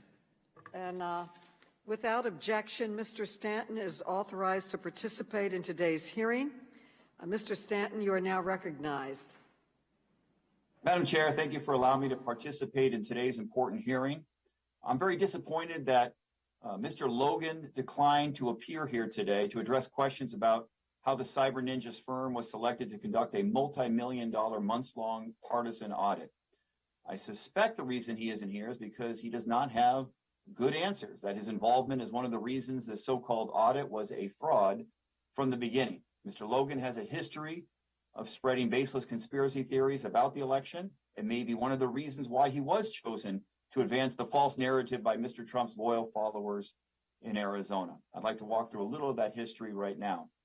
On November 19th, 2020, Mr. Logan tweeted, quote, "Dominion servers in German were grabbed by the good guys in Germany," unquote. Dominion is a company that makes election servers. Mr. Logan was apparently referring to the theory spread by Gateway Pundit as well as convicted felon and former Trump aide George Papadopoulos that the U.S. military seized Dominion servers in Europe following the election. Mr. Becker, were Dominion election servers seized by the U.S. military in Germany or anywhere in Europe after the election? There's zero evidence to support any part of that allegation, including the idea that there were Dominion servers in Germany at any time. Thank you. For the record, USA Today, the Associated Press, and Reuters all fact-checked this claim and rated it false. According to USA Today, quote, "The U.S. Army denied performing such a raid, and the company whose purported servers were seized didn't even have servers in Germany," unquote. The week before January 6, Mr. Logan prepared a document for the recently sanctioned Trump lawyer, Sidney Powell, to help Republican senators who wanted to object to the certification of the election. This document's central claim was that Dominion's core software, quote, "originates from intellectual property of Smartmatic, a company that was founded in communist Venezuela with links to Chavez," unquote. Mr. Becker, you are an expert in this field and have studied elections. Are you aware of any evidence to suggest that Dominion's core software originates from a company with ties to former Venezuelan dictator Hugo Chavez? There's absolutely no connection between Dominion or any other software vendor in the United States and Hugo Chavez or the nation of Venezuela, to my knowledge, or to anybody's knowledge for that fact. And I want to point out for the record that even the Trump campaign knew this conspiracy was baseless. According to an internal memo prepared for the campaign in mid-November 2020, Trump campaign lawyers stated that Dominion has no direct ties to Venezuelans. More recently this summer, while the fraudulent audit in Arizona was taking place, Mr. Logan starred in a film called, quote, "The Deep Rig," which sought to prove that the 2020 presidential election was rigged against Donald Trump. In the film, Mr. Logan states without any supporting evidence that the CIA or former members of the intelligence agency may be spreading disinformation around election fraud. Mr. Becker, is there any evidence supporting the theory that the CIA officers spread disinformation about election fraud, any at all? There's zero evidence of that. These conspiracy theories are all completely groundless, and yet Mr. Logan has publicly espoused them. If this was the person the Trump loyalists in Arizona Senate believed was the right person for the job, it's pretty clear that their goal was not to conduct an honest audit. If Mr. Logan were here today, we'd ask him whether he still believes these conspiracy theories. We'd also ask him how he could possibly conduct a fair and impartial audit when he's already made up his mind on the basis of debunked internet conspiracy theories nearly 8 months ago. We can't ask these questions because Mr. Logan unfortunately declined this committee's invitation to defend his work under oath. I yield back. Thank you. The gentleman yields back. And before we close, I want to offer Mr. Biggs an opportunity to offer any closing remarks you may have. Mr. Biggs, you are now recognized. Thank you, Madam Chair. As an old trial lawyer, I just got to know how long you're going to give me. Oh, as long as I want. Okay. My flight doesn't leave for a couple hours. I can just go on. Anyway, thanks, Madam Chair. Appreciate it very much. I agree with so much of what colleagues on my side of the aisle have been saying today, that this is an unnecessary encroachment into Arizona's travails, if I can put it that way, over the audit and our election system. The Constitution leaves that to us. If there was some kind of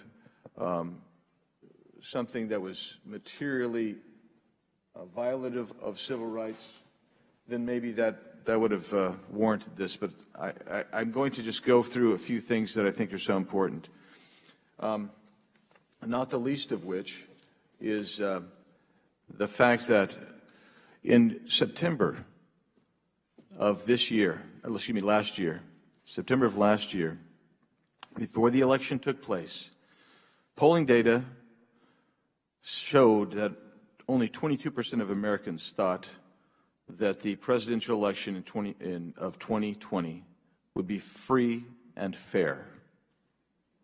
Only 22%. That was consistent with polling in 2012, 2008, 24, and the last time that my Democrat colleagues believed that they legitimately lost an election was 1988. That's what the polling indicated. What we've heard called the big lie over and over today by our friends from the left and the Democrats is something that they set the gold standard for in 2016 and for the last 4 years. The question of the audit, as I mentioned early on, was bizarre to me because my colleagues across the aisle want it both ways. So they repeatedly, as one of them said, it is shameful. It is shameful that we had this audit.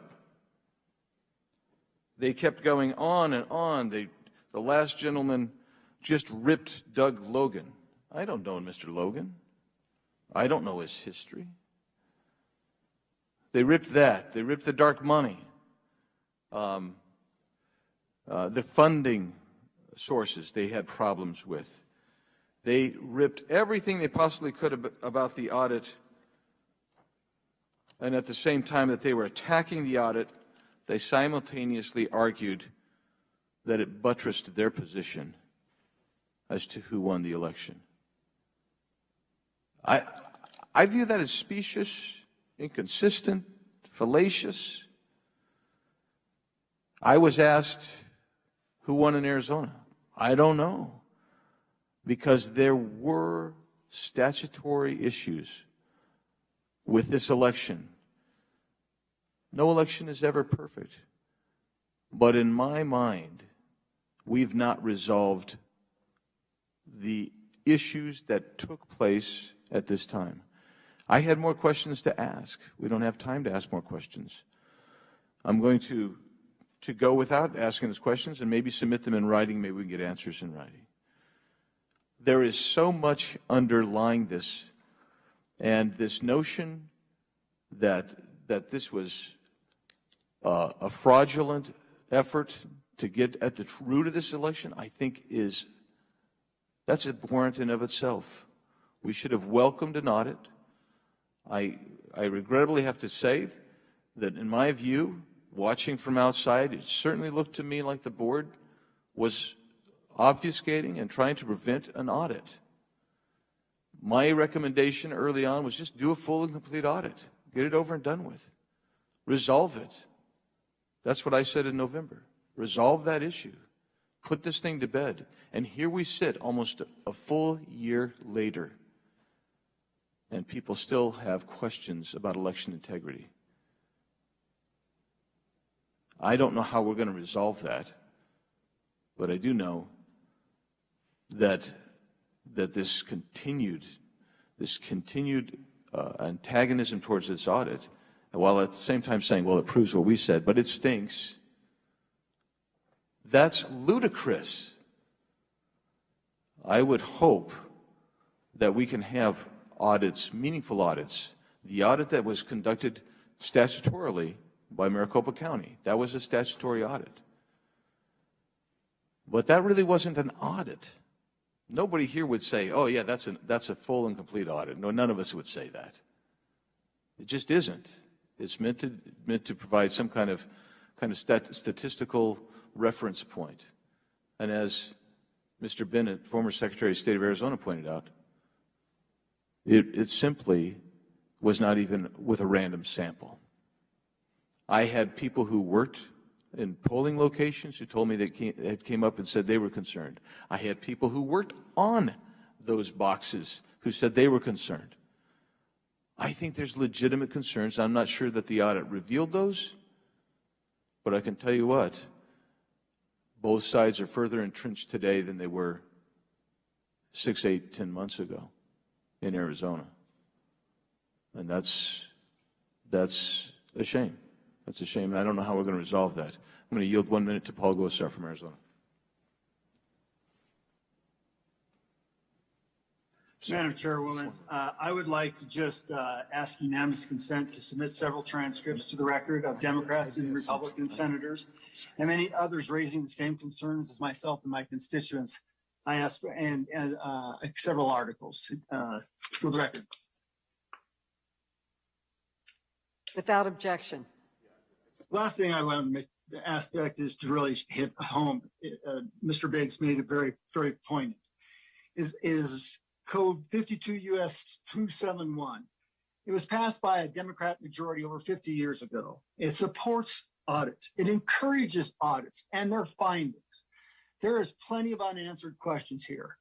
I talked about it earlier. Trust is a series of promises kept. The way you keep trust with the American people, with Arizonans, is be transparent. That's all that's asked. And when you look back at my testimony on January 6th, that's what I asked for. I asked for a 10-day moratorium to let any state have 10 days to look at an audit, to do it right. Look at Kill Chain. Please take the time to watch Kill Chain. It's hardly a conservative group that points it out. But this isn't a Republican or a Democratic issue. This is an American issue, getting it right. That when I cast my ballot for whoever is there that I cast it for, it goes there appropriately. And electronics, hand manipulation doesn't skew that aspect. That's all we're asking. So from that standpoint, I love the conversation back and forth, but I don't think people are bad like we're intending. Even Mr. Raskin introduced legislation because he saw electronic manipulation and problems. And it goes both ways, whether it be 2016, 2018, 2020, there's plenty to go around. So why not get it right this time? Why not be transparent? That's how you gain trust of the American people. Trust is transparency. Madam Chairwoman, thank you for the indulgence. I appreciate it, and I yield back. Thank you. And Madam Chair, I have some articles that I would submit. For the purpose of putting items in the record. Thank you so much. One is a piece from February 26, 2021, Arizona Republic. Another one from Representative Shauna Bullock, dated February 2021, Washington Examiner. One from Glenn Greenwald, September 27th. A letter from Madam Chair to Honorable Trey Gowdy, dated April 5th, 2018. Another one from Representative Jerry Connolly, dated January 29th, 2018. And the last one from the Baltimore Sun, dated January 5th, 2017, entitled Rep. Jamie Raskin Not Seeing Electoral College Challenge for Trump. Without objection. Thank you. Okay. We have been told that Mr. Keller has logged on. Mr. Keller is now recognized for 5 minutes. Mr. Keller. Thank you, Madam Chair, and thank you very much to all our witnesses for taking time to testify before the committee today. Before addressing the subject of this hearing, I'd like to take a moment to urge the majority to use its oversight power to focus on any of the numerous crises facing our country, be it rampant inflation, the crisis on our southern border, the irresponsible way in which the Biden administration pulled out of Afghanistan, skyrocketing energy prices, or the staggering national debt, just to name a few. The price of natural gas alone is at a 10-year high. This must be addressed before winter sets in and Americans have to make difficult financial decisions just to heat their homes. The integrity of our elections is directly linked to the integrity of our democratic system of government at the local, state, or federal levels. While proper election protocol is essential, the matter of Arizona election audit is fundamentally a state issue. This is the second time in the course of a week that this committee has raised issues firmly in states' jurisdictions into the federal arena. Rather than attacking a private company for fulfilling its contract and conducting an election audit, this committee should be directing any objections about the audit to its originators, the Arizona State Senate. One thing that all voters, regardless of party affiliation, can agree upon is that we must have election integrity. That is the only way to ensure trust in our elections, faith that our elected officials have been righteously elected, and confidence in our government.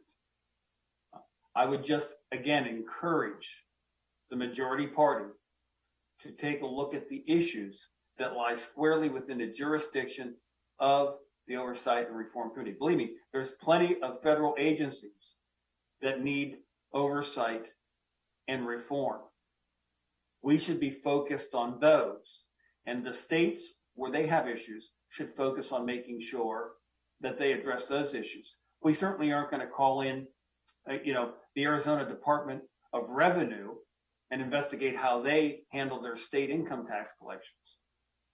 If we have an issue at the federal level, we should be dealing with that. But issues that are within the state's jurisdictions, we should actually go back to those states and follow the Constitution and do exactly and have them address those issues. With that, Madam Chair, I yield back the balance of my time. Ooh, I'll take your time.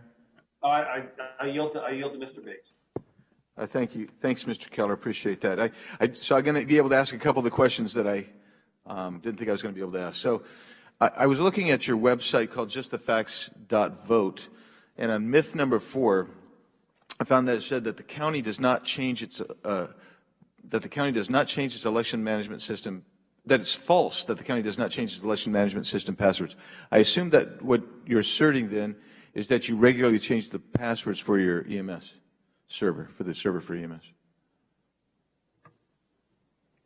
Yeah, my understanding, I'm not sure what you mean by regularly, but it is something that is changed. So would you then be surprised, I guess, that the records from Cipher clearly indicate that all accounts had the same password and even the username was the same and has not been changed since the EMS server was set up? Yeah, again, I don't have that in front of me, so I'm not sure what the basis of that is. If that were true, that would be concerning about cybersecurity, would it not? No, that would not be concerning about cybersecurity because, Congressman, I think as you understand, the EMS is not connected to, as it relates to cybersecurity, it's not connected to the internet in any way. It's an air-gap system. We did 2 audits that confirmed that these machines that were used in the 2020 general election were never connected to the internet. And that's your assertion here today? Okay. That is, okay. Yes. All right. Based upon certified folks that took a look at that as well. And how is the paper? So let's talk about paper for a second. On myth 8, vote secure paper does not have a special coating to prevent bleed through. Are you saying that only vote secure paper was utilized in the 2020 general election? Yes, vote secure paper was utilized, but it is a fact that you can have bleed throughs, and that's why we made sure we redesigned the ballots so that if there was a race on one side of the piece of paper, it wouldn't bleed through and show up as a vote on the other side, on the election on the other side. Okay. I hope to be able to ask Mr. Bennett about that. Thank you. The gentleman yields back. I'm now told that Mr. Fallon has logged in. And Mr. Fallon, do you wish to ask questions? Yes, Madam Chair. Thank you very much. Okay, you are recognized. Thank you. I dream of the day that we have hearings in this esteemed committee on the crisis, not really even a crisis, but the catastrophe on the border. Being from a border state, I believe now that this administration made all other 49 states border states as well. But Madam Chair, I'd like to yield the balance of my time to my colleague and friend from Arizona, Mr. Biggs. I thank the gentleman. Thanks, Mr. Fallon. So, Mr. Bennett, let's talk about the paper. You heard the testimony from Vice Chairman Gates. Can you please respond to us about the paper that you found in the audit, that the auditors found in the audit? What I was informed of is that there appeared to be 10 different sources or types of paper used for the ballots. I personally witnessed the fact that on some ballots there was a fair amount of bleed through from one side to the other. But as Mr. Gates mentioned, one of the things that you're supposed to do in setting up your election in Arizona is align the ballots so that if there is bleed through from front to back or vice versa, that no corresponding ovals are affected. And it's my understanding that even though we found bleed through, we did not find that bleed through overlapping an oval on the other side. So, to your knowledge, there was no encroachment from one side to the other. That's my understanding.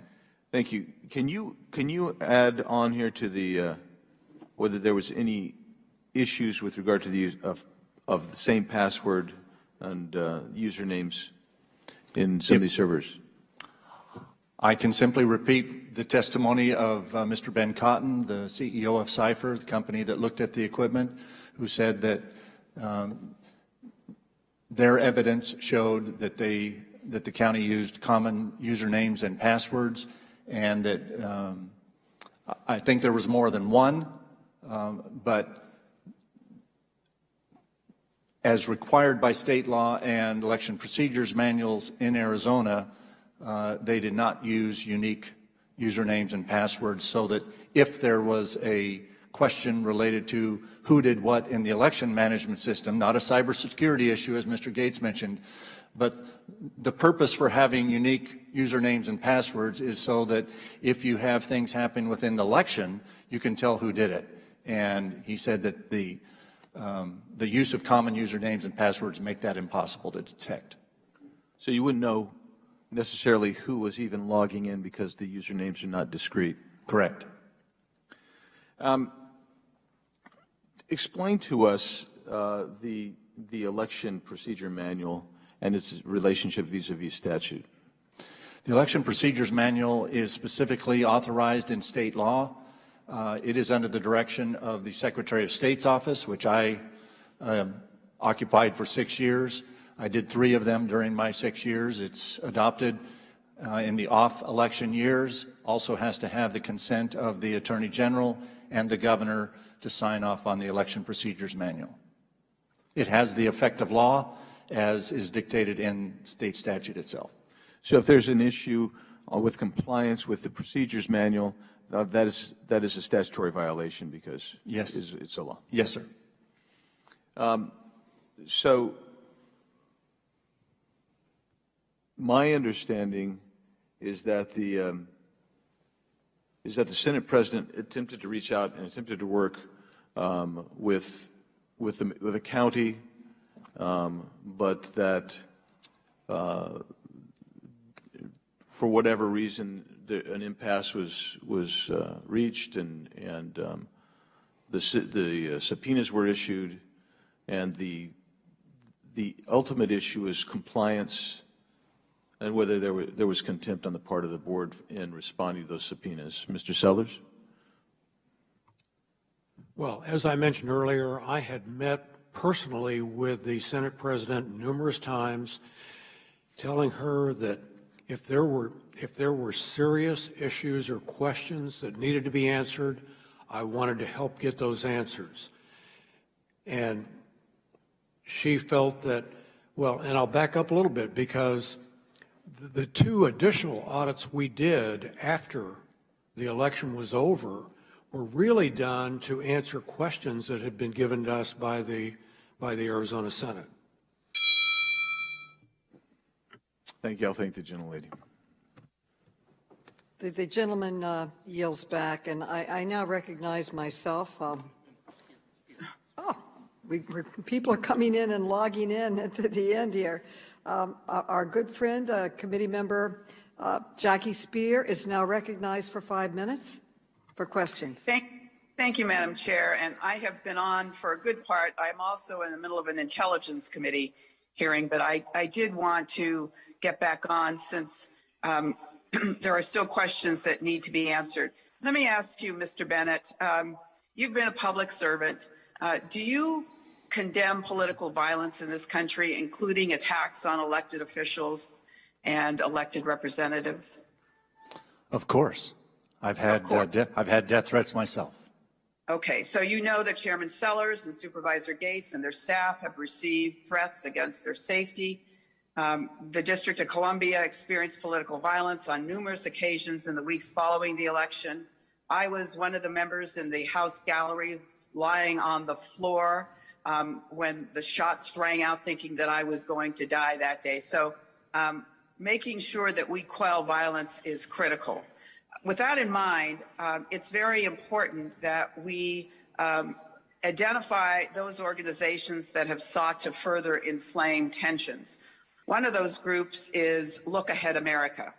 On September 24th, this group held a rally in Arizona in which nearly half of the attendees were Proud Boys, which is an organization identified as a far-right neo-fascist group.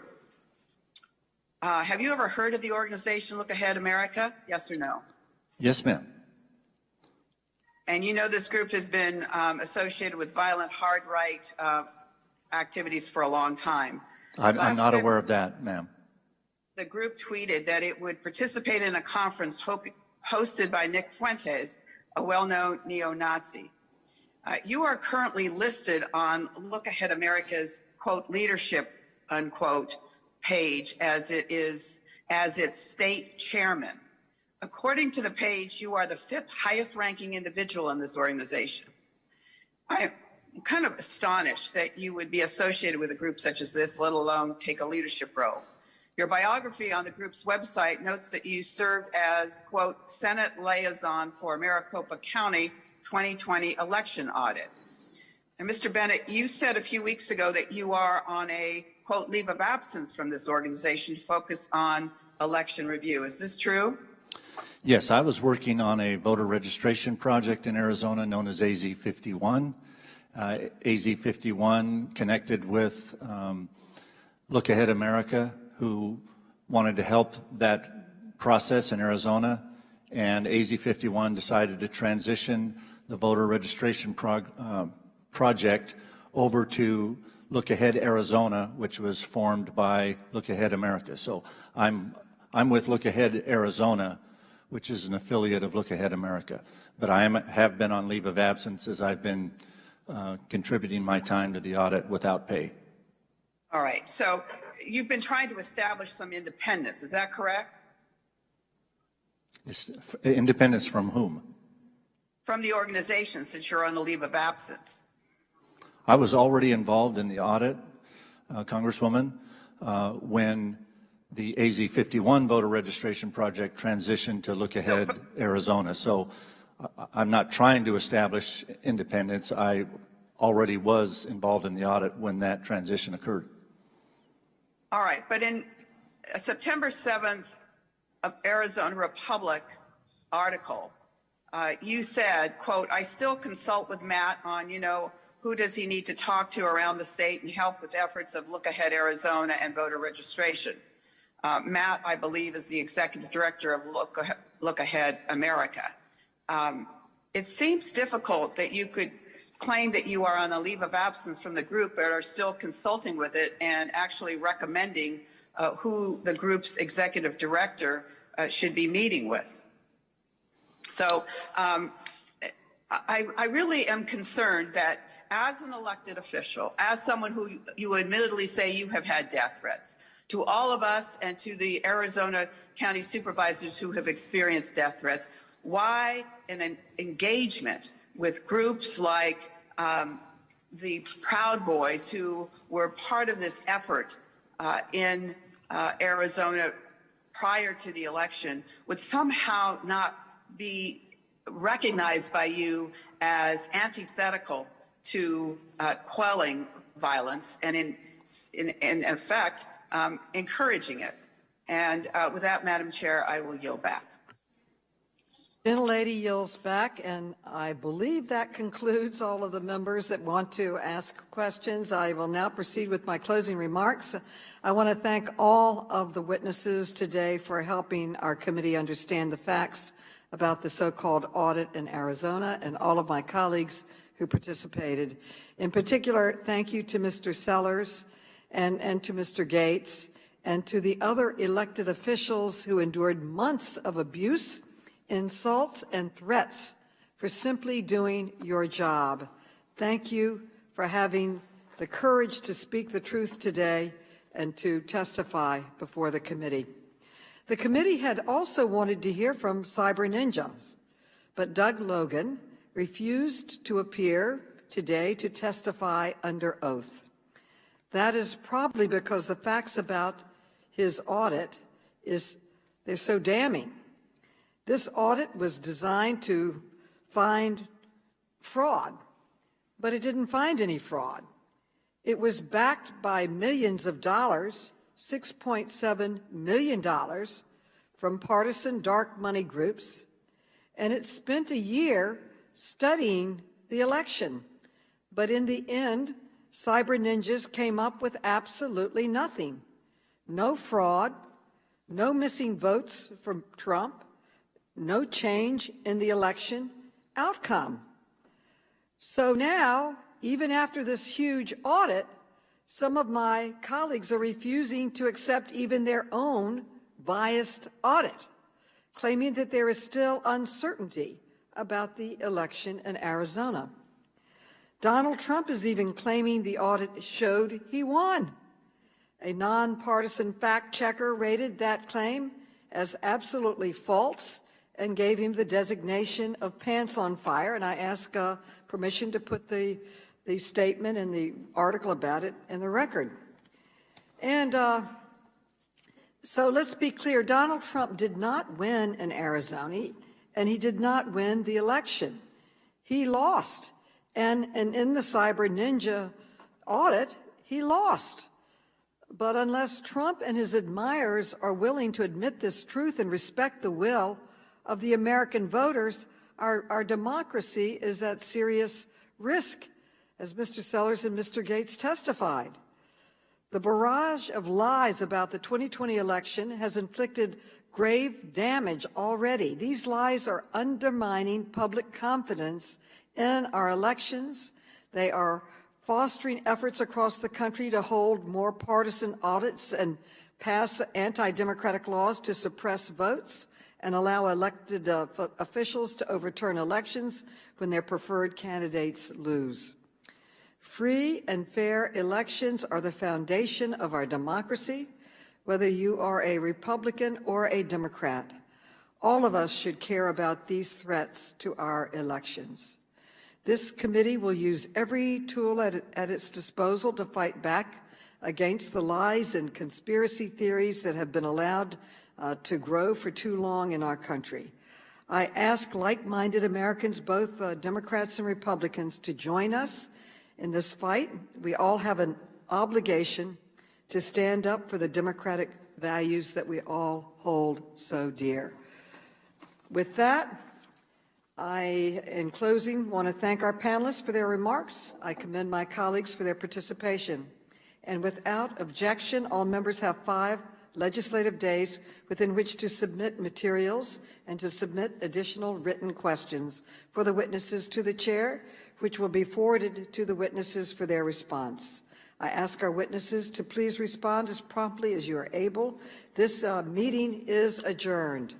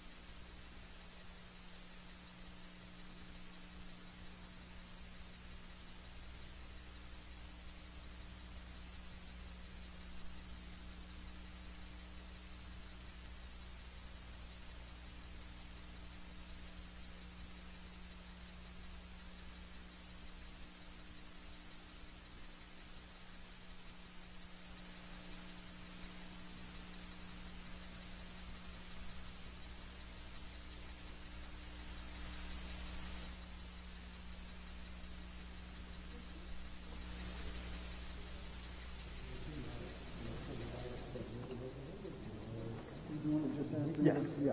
Yeah. You do it right here. Cool. Sure. Awesome.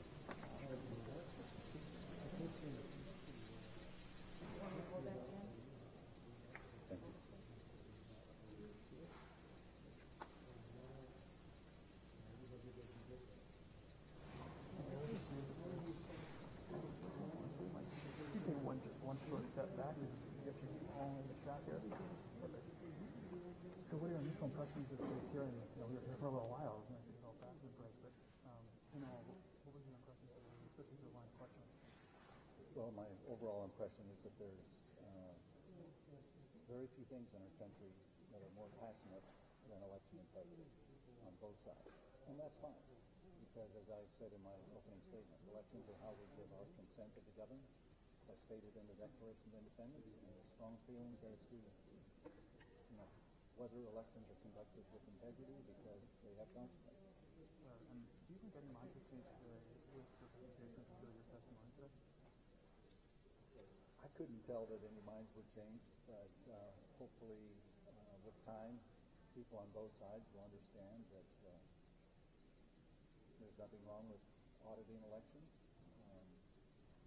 But when you do audit elections and come up with the results, we need to understand and respect those. And when some of those results are that we can make improvements in elections, hopefully people will support that as well. Sure. And the next steps for this here, the papers we've seen are with Attorney General Mark Brnovich, as you said in testimony. What's the timeline here, and what's Attorney General Brnovich reviewing? Well, I'm not privy to General Brnovich's schedule, but I hope that the legislature and the governor, who said earlier this year that he would support a special session later this fall to address election issues, that they will follow through on that and allow the legislature to introduce bills to tighten some things up. We have some issues. We're waiting for the county to answer some of those questions. Some of those questions may be answered between the county and the Attorney General. But no matter what it is, I think we have identified that there's some things that we can do better in our elections in Arizona. Sure. And last question for you. What would those series of legislation, series of bills address? What would be those changes that you would like to see? Well, I think we would address the 5 or 6 items that were in President Phan's letter to Attorney General Brnovich. Voter registration, maintenance, and anomalies that were found. Tightening up the checking of signatures on the ballot affidavit envelopes. Some of the procedural issues as far as making sure that matching serial numbers are put on the damaged ballots and the duplicate ballots made from them, so that those can be matched up and make sure that there's one for one and that the votes are the same on both. Tightening up the procedures as far as not using common usernames and passwords for months and months and years, as seems to be the evidence since 2019. So there's lots of things. Most of them are what was identified in President Phan's letter to Attorney General. Yes, thank you so much. I really appreciate it. Thanks so much. Thank you.